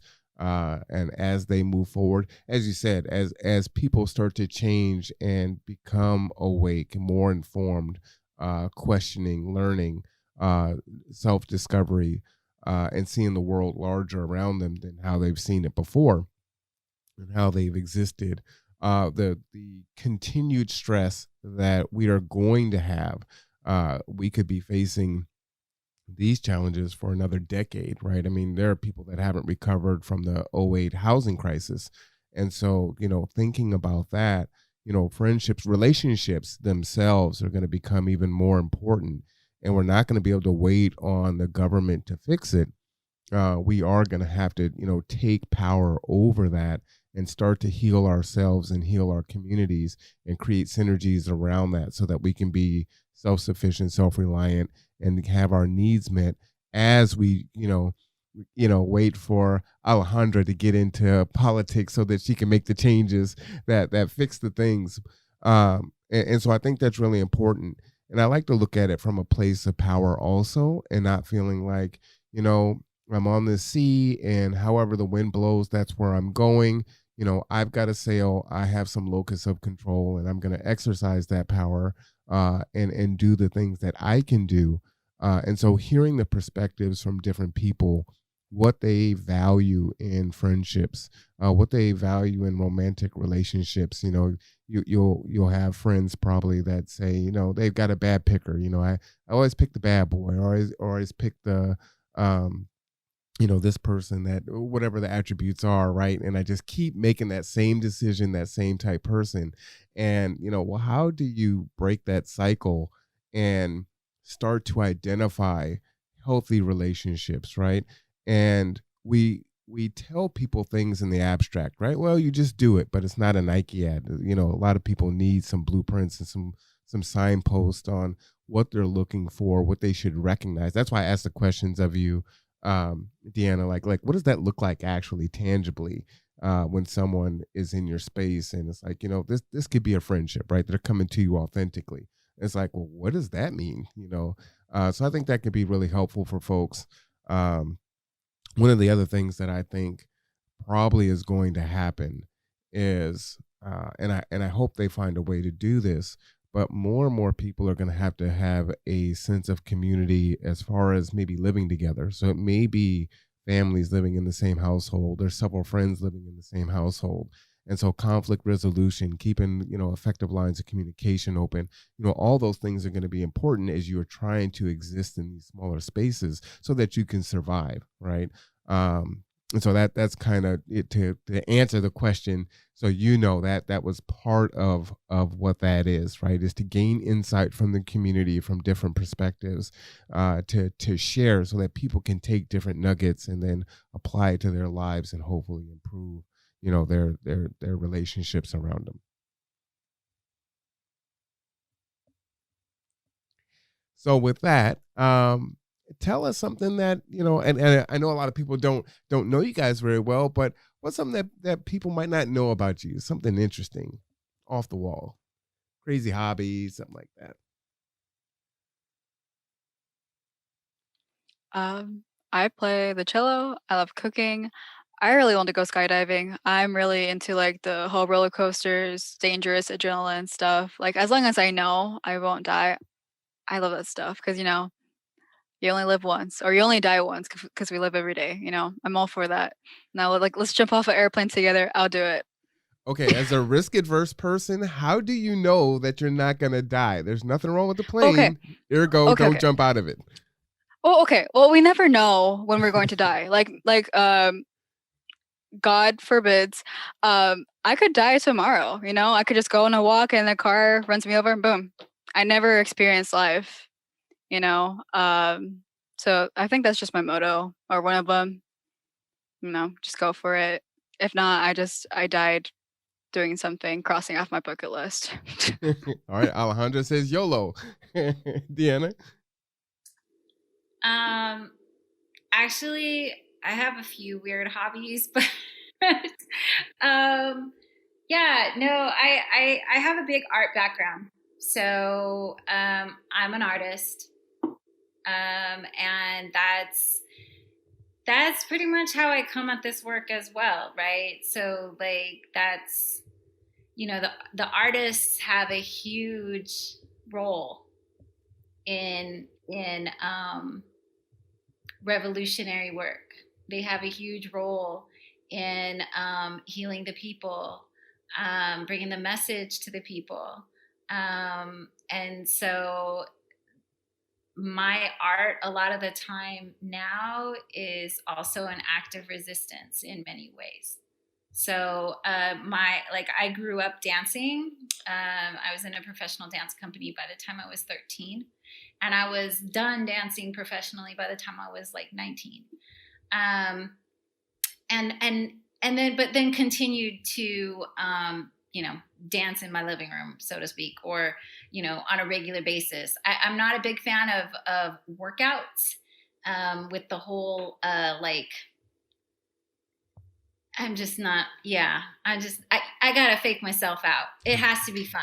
Mm-hmm. And or I won't do it. And so so I love to dance in order to do that. And what that looked like when I got sick was well, actually, before I got sick, I had some back issues from, which was basically like a sports injury, right? It was from dance. It was from hyperextension in my back, just from performing over and practices and age. And so, but I didn't know at the time what it was. And what it eventually came down to was I needed to strengthen my core. And so those are the muscles that are behind your what would be, I guess, your six pack or whatever, your front, stomach muscles that show up. But behind those ones you've got some other ones, and they support your spine. And so in trying to heal again, I've spent a lot of time healing. In trying to heal my body again, I found myself reading an article about hula hoops and hooping with a hula hoop around on body. And hey, Brenda, and just kind of put two and two together and thought, oh, well, could this strengthen my core maybe? And so I picked up a hula hoop and started using it to strengthen my core. And what that turned into was, all kinds of it took me on a journey of what's called flow arts, because there's a whole community of people that use a prop, manipulation of a prop. And personally, my favorite ones are the ones that dance first and then use that prop second. And so what that also turned into was learning how to spin fire, so that's probably that. And I love to roller skate, so that too. So yeah, like definitely I get some looks sometimes where I live, because it I pull out the roller skates and the hula hoop, and while everyone else is playing tennis. So wait, are you roller skating and hula hooping at the same time? I probably could. I mean, I haven't really tried it, but I'm fairly certain I could pull that off if I needed to. But I would like to not do it that way. Yeah. I can see you trying it now. Like, I wonder. Well, Brenda, welcome back. We were just asking, what's something that people might not know about you, something unique. Yeah, that's definitely something to jump into here. Did Alejandra already go? Yes, I did. Yeah. Okay. I mean, I guess it's not necessarily something people don't know about me because I talk about it all the time, but I'm like super into astrology. I knew you were going to say that. I know. I was like off the top of my head. I also really love cooking, which I think just goes hand in hand with farming, right? Like growing the vegetables and then following up with the cooking and animals. But yeah, first off, astrology is like one of my really up and coming passions. I did not see this coming. So even I'm shocked that this is a thing, and I understand lots of eye rolls are probably happening. Yeah, it's something that I love. I've always been into like magic and like just more like spiritual and like universal connection type of deals. And my spiritual work, like my inner spiritual work, has been ongoing for many years and mostly through Buddhism. But astrology kind of has been a nice kind of like navigating point, and it's been really just exciting to dabble in it and learn more about it and like learn more about people with it, right? Because sometimes like people will ask me to like do a chart reading or something, and I'm an amateur, so I'm like by no means real good at it or anything, but yeah. And so then like it just spurs so many conversations that don't necessarily happen with like deeper topics for people and stuff. And it just feels really exciting when people feel seen in ways that they're not generally seen. Yeah, and it's comforting in a lot of ways. And through 2020, I think that like really like pushed a lot of that dive into astrology, because it was a reminder that like we're not in control of anything most of the time. We can control some responses sometimes, right? Because triggers and like PTSD and all of those things sometimes are also just automatic responses. So yeah, so I think it's really comforting to do that. But yeah, cooking is also my other passion, and I love experimenting with new things, and I generally cook seasonally. So a lot of Mexican food is out of season most of the time. So it's really hard for me to have certain dishes that I really love, especially like green dishes, right? Like if it's green sauces or stuff, I've gotten really good at cooking with like dry chili, and that's kind of bit because it's around during the winter when I have the most time to cook. So yeah, that's one of my favorite things to do. But I think if people know me long enough, they get that idea because I talk about food all the time. So let me ask you, Deanna was speaking about law of attraction, and I guess that would go with the astrology, correct? And so you were talking about kind of some things kind of being preordained. So as you identify someone's sign, do they actually exhibit the traits of, you know, a Cancer or a Libra or something like that? Deanna's smiling. So is Alejandra Right. now?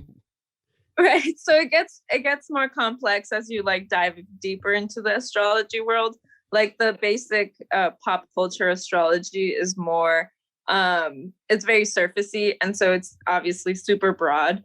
But as you dive into like that realm, there's different schools of astrology, right? So there's like more traditional schools, there's like more psychological schools like Jungian astrology, and then there's like the modern stuff that's kind of like a mix of different things. So as you get deeper into it, you actually have 3 signs, and so that's this is going to turn into a tutorial over here.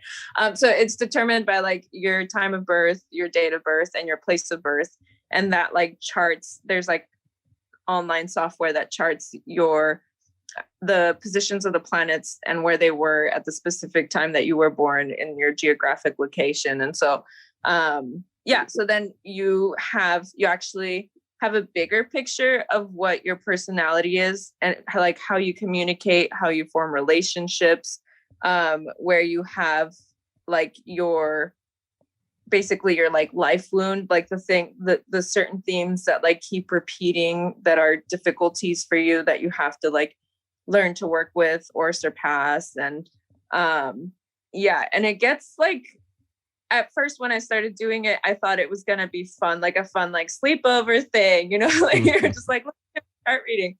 And then it was like, oh no, this is getting very real very fast. So like usually I'll preface with people, like if they're letting me read their chart for practice, I'm like, this can be very serious. So like if you're not ready to be vulnerable, we don't have to do it, and we can stop at any point, right? Because it does hit a lot of like soft points, and like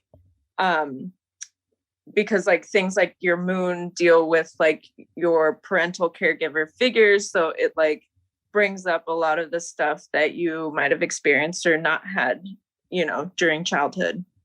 So needs that weren't met and stuff. So yeah, so it's really neat. And when you attach it to like, I'm really into psychology also, and so when you attach it to certain themes in psychology, it just like flows so well with like the way that you were brought up, how certain planets work, and then like how your attachment styles are and stuff. It's really fascinating. So are like soulmates and twin flames, or is that built into that, or is that something else? No, that's a separate thing. Yeah. Flames are like, I don't know what that is. Yeah, no, I obviously think that those things are like, maybe there's something to it, but you don't necessarily determine what your soulmate is through your astrology, or like who is.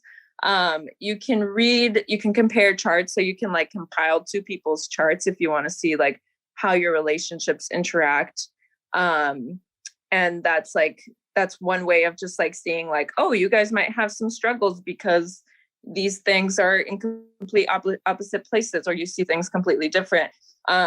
But it doesn't necessarily tell you if someone is like your soulmate or not. So it doesn't determine things in that way, right? It's not direct. So it's not like, hi, nice to meet you. What's your sign? You're a Cancer? Oh, so sorry, but we can't be friends. Well, I feel like some people do that, but I generally don't. Yeah, I just like to make a log of like all the possibilities of what Cancer looks like. Cancer. So. Yeah. What sign are you, Marwan? I'm Aquarius. Aquarius. Oh, Okay. Yeah, Aquarius is like very intellectual, likes to connect in community and stuff. So it makes sense. Yeah. Aquarius likes to do their own thing. They go to the beat of their own drum, and you can't tell them anything. They're just gonna do it.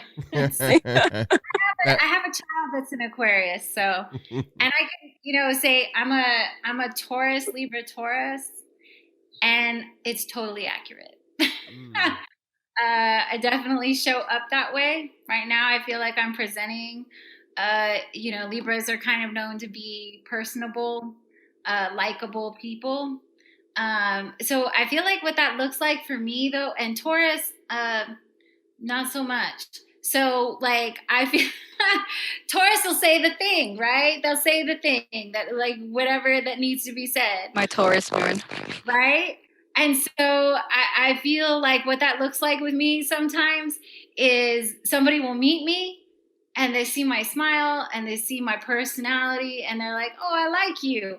And then after we get to know each other a little bit and I start to say whatever thing, they're like, okay, what happened to that? Like, where'd that other person go? But I also think, don't you think that also there's, I feel like there's also maturity and immaturity play into our astrology as well. A 15-year-old Taurus, Libra Taurus is going to look real different than, a 47-year-old Taurus, Libra Taurus.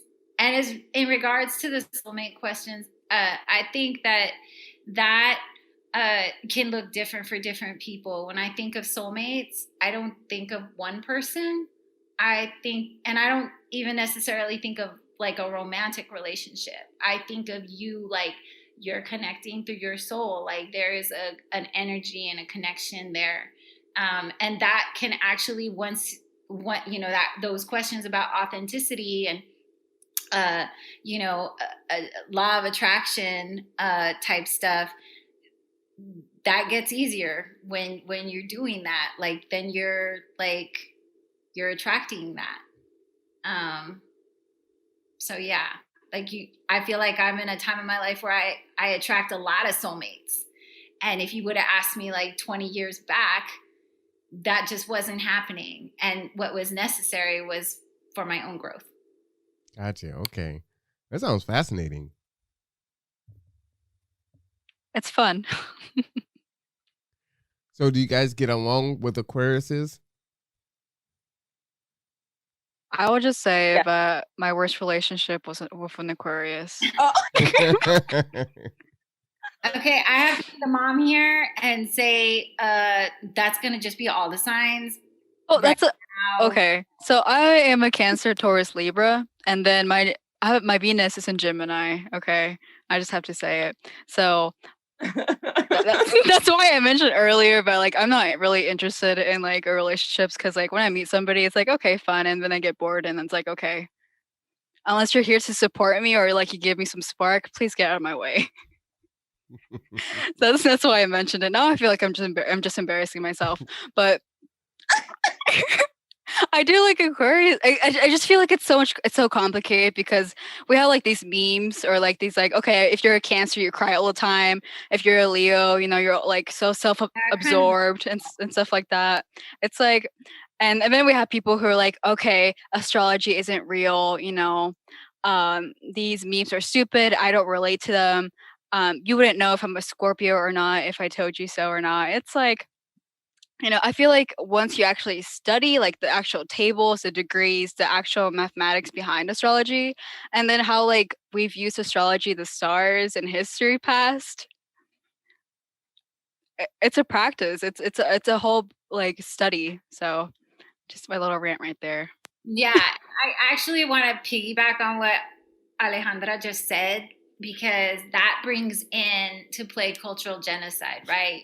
So when you think of the fact that we have a lot of cultures that consider the moon cycle, consider seasons, consider, we're talking about our indigenous cultures, which is also Black folks too. So like, there's another part of that, right? Of like, why do we discount these things? Well, again, I have to say, it comes back to the culture of there's only one right way, right? There's only one way to do it, and it's how dominant culture does it, and everybody needs to fall into line. And so I think that's just another, how that shows up in regards to astrology. But Alejandra is absolutely correct that when we look at some of these things and some of the characteristics or some of the parts of astrology, and the discounting of that information, I think people need to consider what they're discounting. What they're discounting is cultures that have practiced certain things for hundreds of years before this culture was a thing. Right, absolutely. If you guys don't mind, just going a little bit longer since Brenda just came back. I think this is actually super tied in. So a question that you missed was, how do you define friendship and what do you look for in a friend? And then also romantically, if you could just answer both of those, that is perfect timing. Okay. Thank you. Yeah. I guess something that I've been delving into lately is like attachment theory in psychology, and that's something that's like really basically the basis of all of our relationships comes from our initial attachments, with which like we can like definitely tie into like our moon and our astrology is like, right, that caregiver role. So whoever your caregiver was, whether it's mother, father, or other, you like the attachment theory is basically like those initial relationships base the rest of your life, basically like create the structure for your relationships in the rest of your life. And so that's like something that I've really been diving into a lot lately, because specifically, I think because I love doing internal work. And so for my friends, like my closest friends that I've had in my life and that I'm so thankful to like continue having in my life, it's people who have been like really vulnerable with me, who gave me a safe space that I didn't have initially, right? Like I definitely could not express myself as openly in my family growing up. Now things have changed more because I've like been able to open more dialogue with them and stuff. But it was a long road of work, and I definitely feel like I had like some avoidant styles of like attachment where I was avoiding a lot of issues with myself and stuff for a long time. So for me, it's really important to, I think me and my friend were talking about this one time, and we were saying like most people, or I think a lot of the times people want kind of like a fun friendship, right? Like they want somebody who's like fun, energetic, entertaining, and like will do cool things with you, but then they don't necessarily want to go deeper than that. And so I think when I realized that I wanted a deep friendship, I was like, oh, that's why like all of these people are not about these situations, because like they don't want to go deeper. And so like when I'm not necessarily a small talk person, I'm a very dive in person. And like I can also tie this into my astrology because of my moon and where it is. It like demands a lot of intimacy from people. And so like so I love getting to know people, but like getting to know their struggles, their fears, and like, yeah, how I can support them. So for me, it's like really critical to just have like an open reciprocal dialogue that, where like no one will necessarily be judged, right? Like you're just listening to the other person and not offering advice unless you're asked. That's a big key for me, that I've been trying to like emphasize in some of my relationships, because I feel like a lot of the times people think that support is advice, and they're not the same thing. They're very different. Support is like showing up for somebody in the ways that they are asking you to, and advice, you're like telling someone what you think they should do. That's not necessarily what they need at that moment, right? Mm-hmm. So that's like a really critical thing for me. And I feel like I've been able to grow my relationships as I've grown my relationship to myself. And that's really where it all started, right? Because for a long time I struggle with depression a lot, and I have been suicidal in the past. And a lot of that came from me being just kind of like rejecting myself, or not being willing to work with myself. And as soon as I realized that that's what I wanted to do, that was technically the only way. And when it was like my last resort, I was like, okay, well, I guess I'll devote myself to myself. And that turned everything around. And so as soon as I started to like sit down with myself and be willing to listen and meditate and do all the things, and a lot of like trauma came up, a lot of things started to bubble up, and I didn't have the tools for it at that time. And so I just dove into a lot of like psychology and a lot of different spiritual practices and stuff. And and so that enabled me to like be more vulnerable, because then I could see like, oh, it's fine for me to have all of these emotions. I don't have to reject them. And the more I talk about them, the more other people feel comfortable saying that either they have depression or they have, other anxiety or other mental illness. So it's really been like the more willing that I am to get to know myself or accept myself also, the better I can accept other people. So it's just kind of like been this whole dynamic of like, the more I grow my personal relationship, the more I can grow with the outside world. And it's been really wonderful. Romantic relationships are a whole nother world. I don't understand any of it.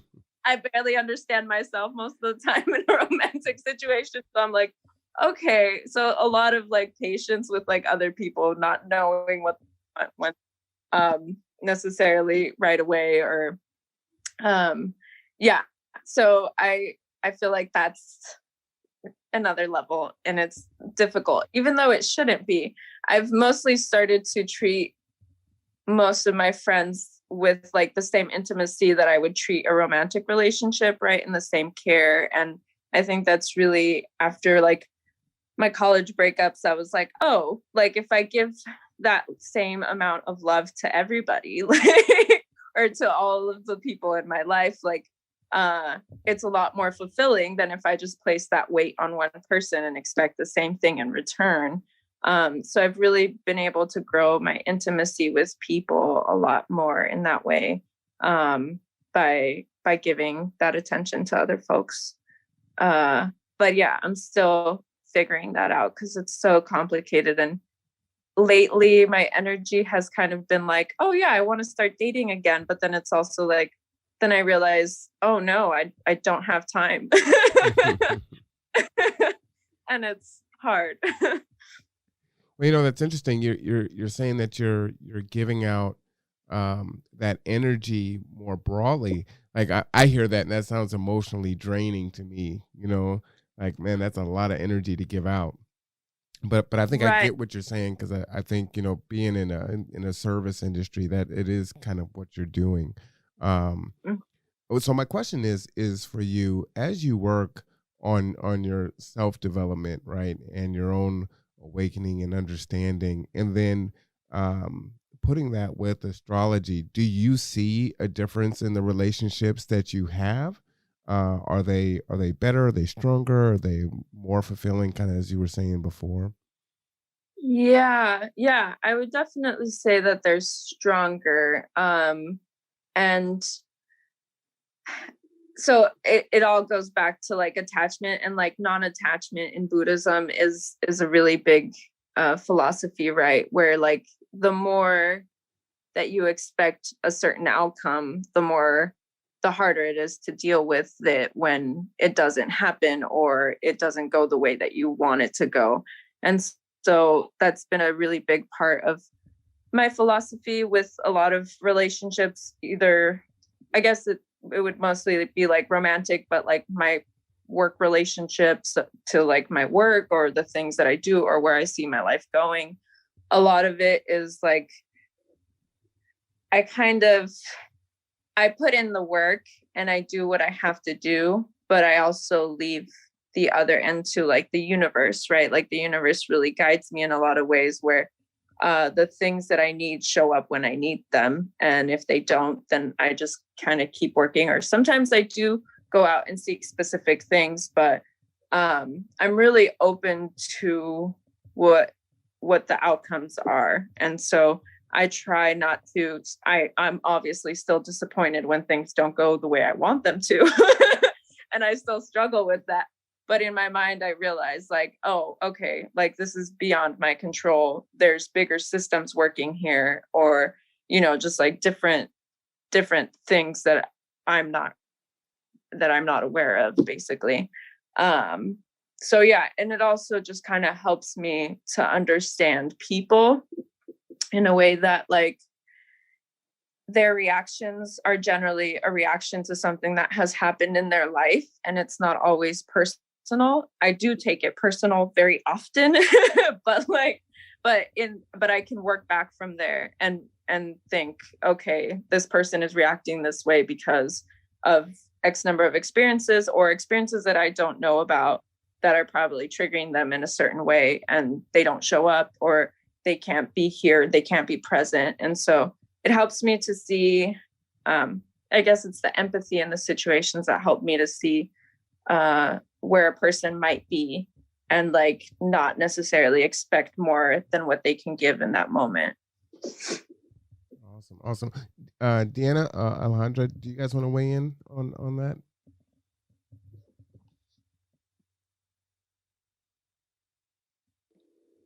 I think I had some thoughts while Brenda was talking, but now that you asked me. Well, you guys were both nodding your head at certain intervals, so I was like, okay, I want to get you to just share what you were thinking. Yeah, I think I just agreed with a lot of what Brenda was saying. I think it also ties into, a lot of our other answers that we've had. And I also think that like there's the law of attraction at work, even right here. It's not by accident that we're all in care. I don't think of it as an accident or just something that just happened. I think that I'm where I need to be, which is kind of what Brenda, I feel like, was talking about as well. I think one of the things that I thought of while Brenda was talking about that, as far as like when stuff doesn't work out right the way you thought it would, was having a gratitude practice and what that looks like. Because that has definitely, I feel like having a gratitude practice is a life changer. It is honestly, I can't imagine not having it now that I have it. Now that I understand it, now that I know what it looks like for me anyway. Because it means looking at each and every situation that doesn't work out, or that's heartbreaking, or that's devastating. Because, you know, for me personally in my life, I've kind of been all over the map as far as like socioeconomic status. I've been, you know, in a place where I was on food stamps, and I'm in a completely different place now. I've been in a place where I didn't know, you know, if I was going to have food, and now I have abundance. I've been in insecure situations. I've been in violence, and I'm not now. And I've, you know, continued to heal from a lot of those things, just like a lot of other people. But one of the things that has helped me is definitely how you see a situation. We have a choice in every situation, how we're going to see it. And that doesn't mean that we have to, like, you know, see something. I mean, some things are just bad, right? Some things are just rotten. And I don't make any excuses for those things. But as far as like when the things that are out of your control happen, and they're, you know, and they don't work out the way you want them to work out, and you want them to be different, it's been so helpful to look at that situation, and rather than think about it in terms of I didn't get what I wanted, it didn't turn out the way I wanted, to almost instantly go into this place of, it's a mind shift really, to go into this space instead, almost immediately after that, where you are able to see the positives that you're gaining from it. Like there's always a positive to a negative. There always is. And there's always a negative side to a positive. So it's yeah, I think that a gratitude practice really helps with that. And that's, I feel like that's where a lot of us end up, you know. But yeah, no accident here that we're all in KAIRE and we all love astrology. Yeah, it's pretty fascinating. Alejandra? Okay, I'll try to say the three things, but I've been trying to not lose when I listen to Deanna and Brenda. I think the first one is the law of attraction. It's about self-love and gratitude, like Deanna said. You know, I feel like with the culture we have about like I feel like many girls my age, or any age, people any age, anybody, they look at social media, they get drugged into social media, they surf on the web and look at these bodies, compare themselves to other lives. And it's just so negative for yourself, but also this thing that I just learned is I don't chase, I attract. What belongs to me will simply find to me. So I've been trying to keep that mentality. So currently, as I'm applying to colleges, and you know, I get some rejections, I get some acceptances, I just think of it as first of all, it's their loss that they rejected me. So second of all, it's more of a redirection of like where my life is going to be going. You know, maybe something bad was going to happen to me if I got accepted to this school, or you know, something wasn't going to go right, and I'm going to trust my life plan and whoever, the energy, you know, my life plan. I'm just going to trust that what I'm doing right now is going to positively help me.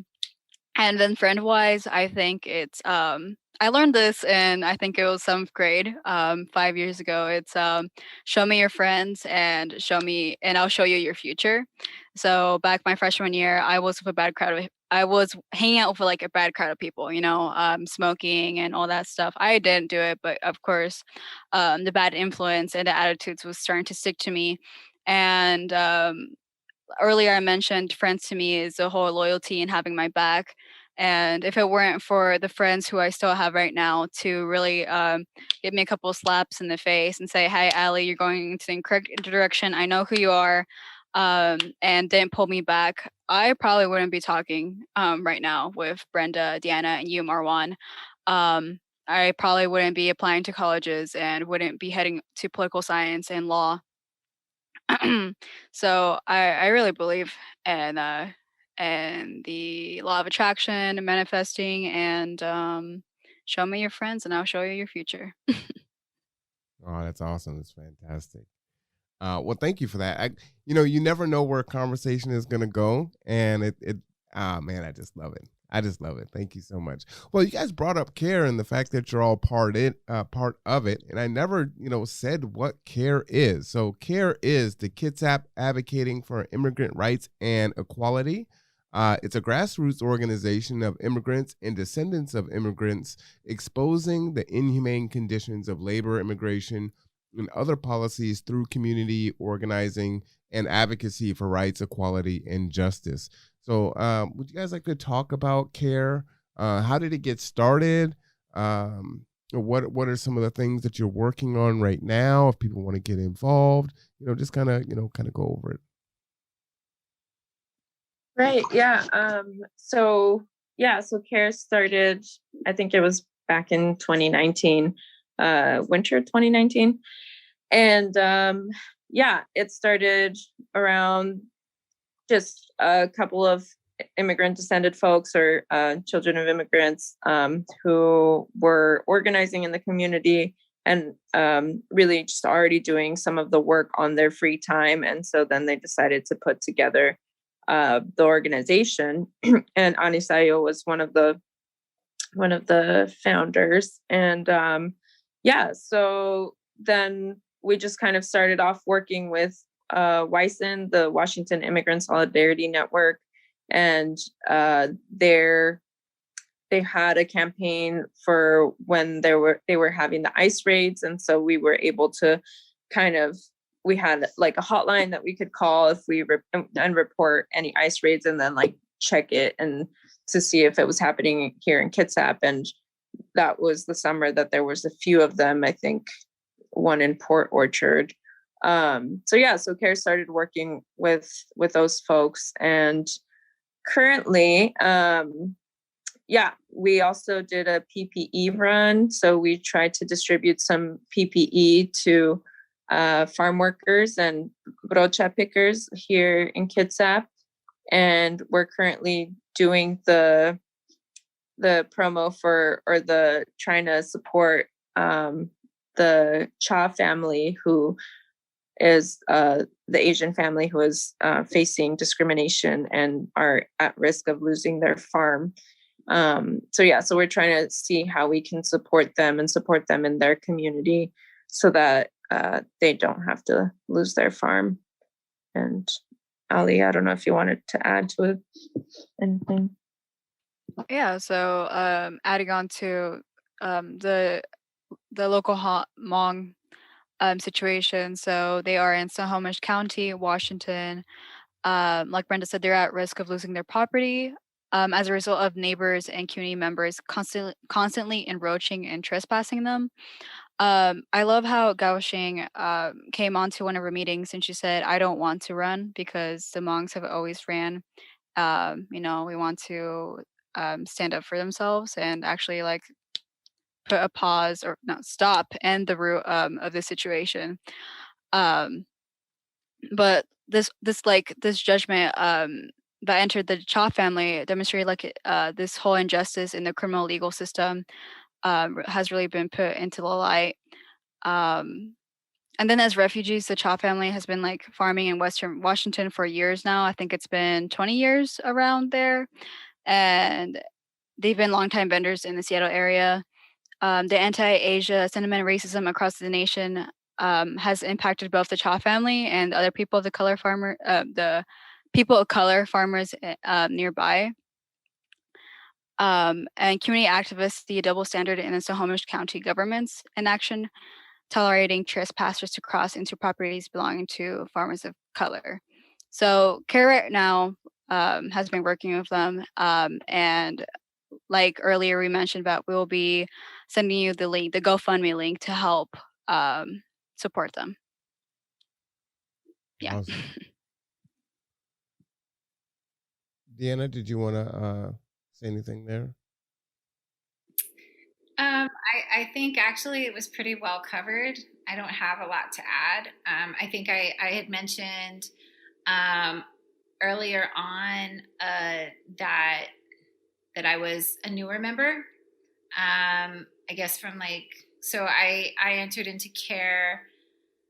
I guess it was last right around the pandemic start, right? I'm thinking because it was at a rally kind of that I met up with everybody again through, I'm going to say, law of attraction, right? Because once you know one really awesome person and you go, to their place or whatever, you're going to meet more awesome people.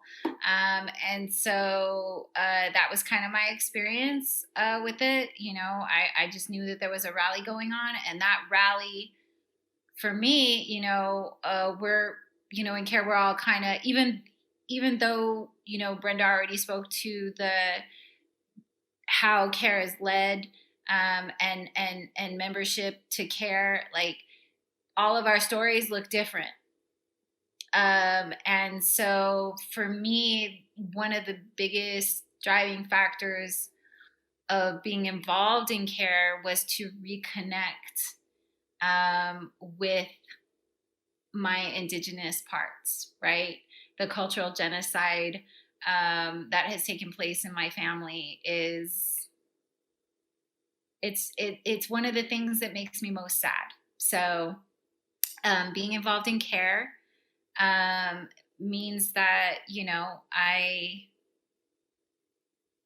I think a lot of the time I just think of the people that we're working for as family. I think that that's necessary in a lot of ways, right? So because that individualism a lot of times, even within our communities, can look like othering and can look like they're not us because of this border, without even understanding how those borders came to be and what they actually are and the history involved in that. But for me, I just see it as an imaginary line that was drawn up by some folks that found it to be advantageous for them. Drew that line through villages, through family homes, through family lands, and said that it was theirs. And so it's those are just, I was just born on this side of that imaginary line. And because of it, I happen to have these privileges. But if you strip all of those privileges away and the culture remains the way it is right now, I'm still them and they're still me. And that's how the world, or that's how at least most, the majority, the dominant culture in this country is going to see it at the end of the day. I'm seen differently because of my privilege of education. I'm seen differently because of my privilege of language. I'm seen differently because of my privilege of financial security, my zip code, on and on and on. But if you strip all of those things away, I am them and they are me. And so, yeah, I love care. Awesome. Well, thank you for that. So they are going to share out the GoFundMe, and we will post that everywhere we can. And, again, if you end up sending donations that are earmarked to CARE, we will make sure that they receive 100% of those things. Is there anything beyond just kind of the GoFundMe that families may need? You mentioned PPE. We have we partner with the county, so we've given out 10,000 masks. So we have masks. Are there things that you need that G2 or other organizations may be able to help with? Yeah, at the moment we're actually working on trying to do more outreach with the immigrant and undocumented communities, just so that we can have their input specifically on what it is that they need. And we're not necessarily our focus is more of we're trying to focus more on policy, but a lot of the prerequisites to getting focused towards policy is like meeting people's needs. So we mostly try to direct any families to organizations that are already providing those services, such as KAIRE, the Kitsap Immigrant Assistance Center, which helps a lot with like vaccinating people and like getting them rent assistance and legal assistance and stuff. And so we can let you know if we have a specific ask or need, but I think at the moment we're okay with that. Yeah, shout out to Kayak and Lucia for putting us together for sure. Like I said, awesome people in the community. There's that law of attraction in action, so that's wonderful. I really appreciate you guys spending your Thursday night with me. 3 hours. I mean, it didn't seem like 3 hours. Thanks for your patience. With the technical difficulties. I want to kind of give you guys the final word.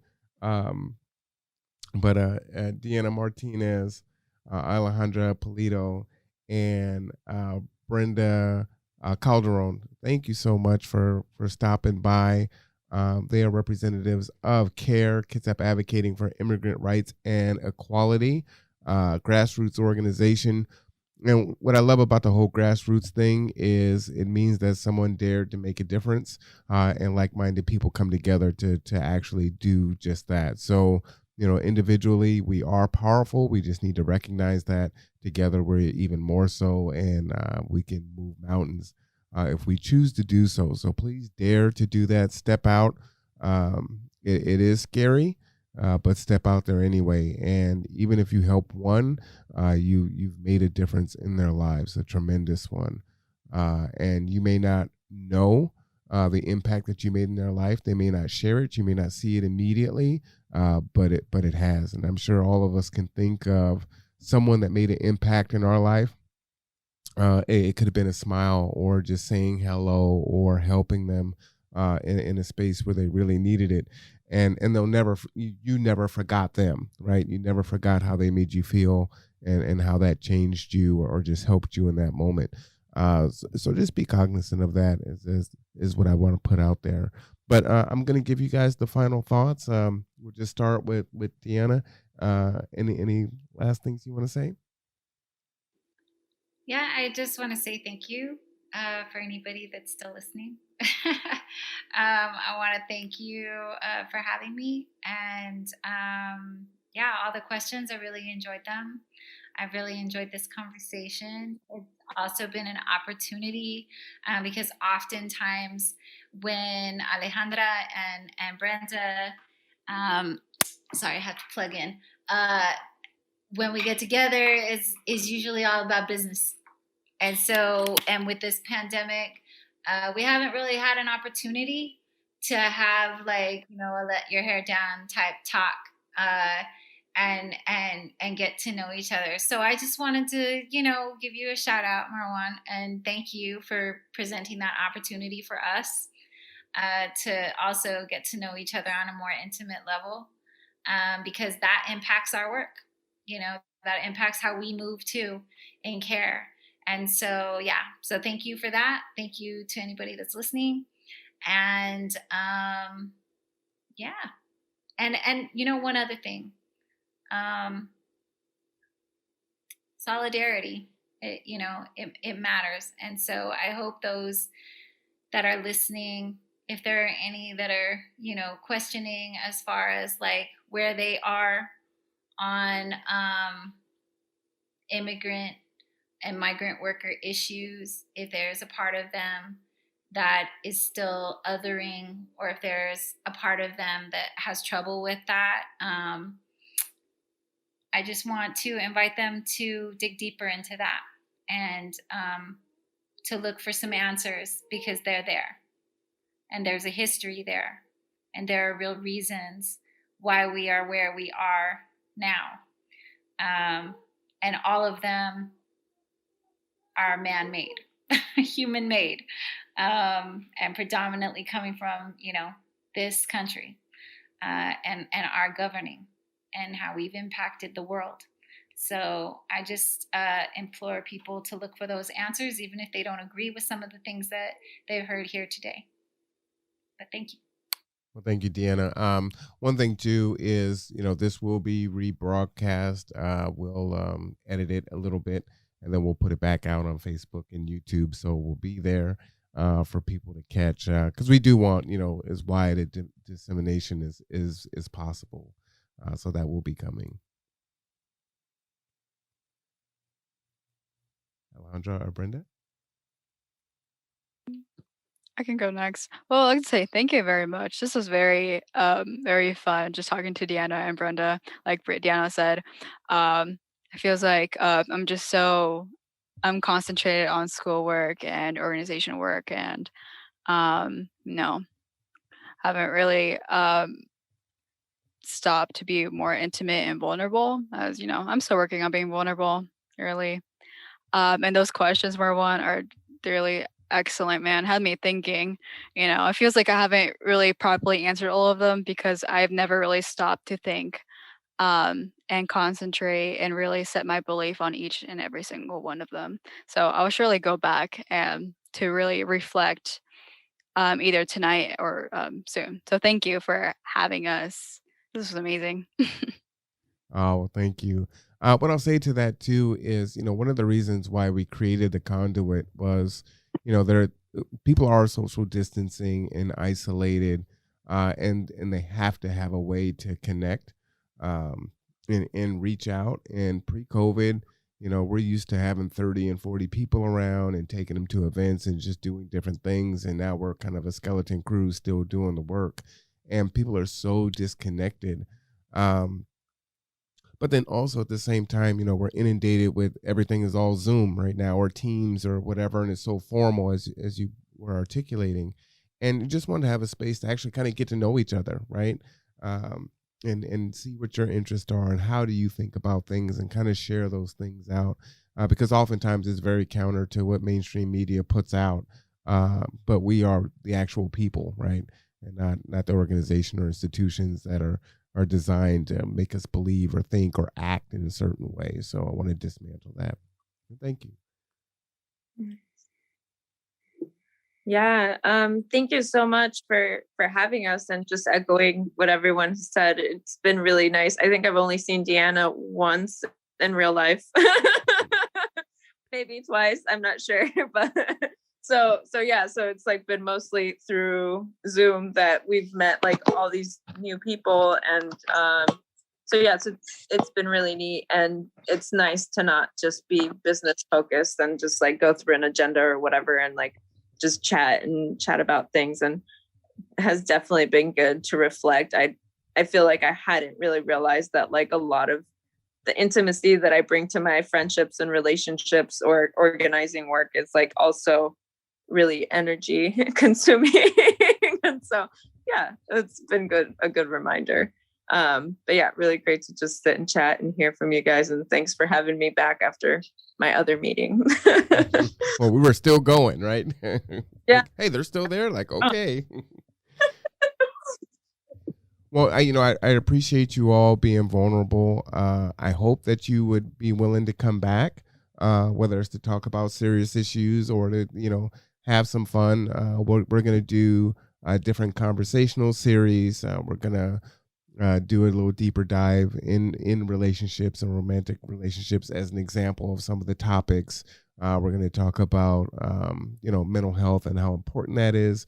And so we can talk about that from the different viewpoints that you have in the different spaces. But yeah, I kind of want to weave it in, right? We're doing the work.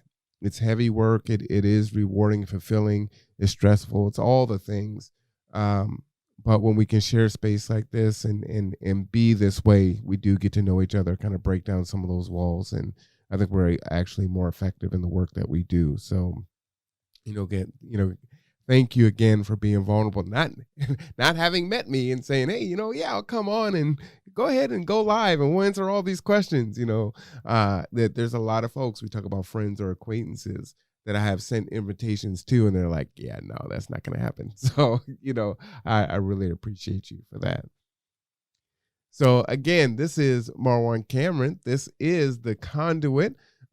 This was a fantastic interview with KAIRE. So again, want to give a shout out to Alejandra, Brenda, and Deanna. We will be back tomorrow night for another show. I don't even know what I'm talking about yet. It's just going to come to me, right? I'm going to use the law of attraction. That is a true story. And that's actually intuition. And well, I'm an Aquarius, right? I just do it my own way. And that's very true. So I do believe in it for sure. But there's a lot of current events and, things speak to me, and sometimes I'll make decisions based on what I think people might need to hear. And so that's what it will be. And then next week, next Wednesday, we have Kitsap County Health Department coming in and talking about vaccines and whatnot. So if you have folks that need to come on and share information or have a conversation, please reach out. Again, the information for KAIRE and the family that they are supporting will be on Facebook and our website. So just look out there and stay tuned. So for that, I'm going to go ahead and bid everyone a good night. Thank you so much.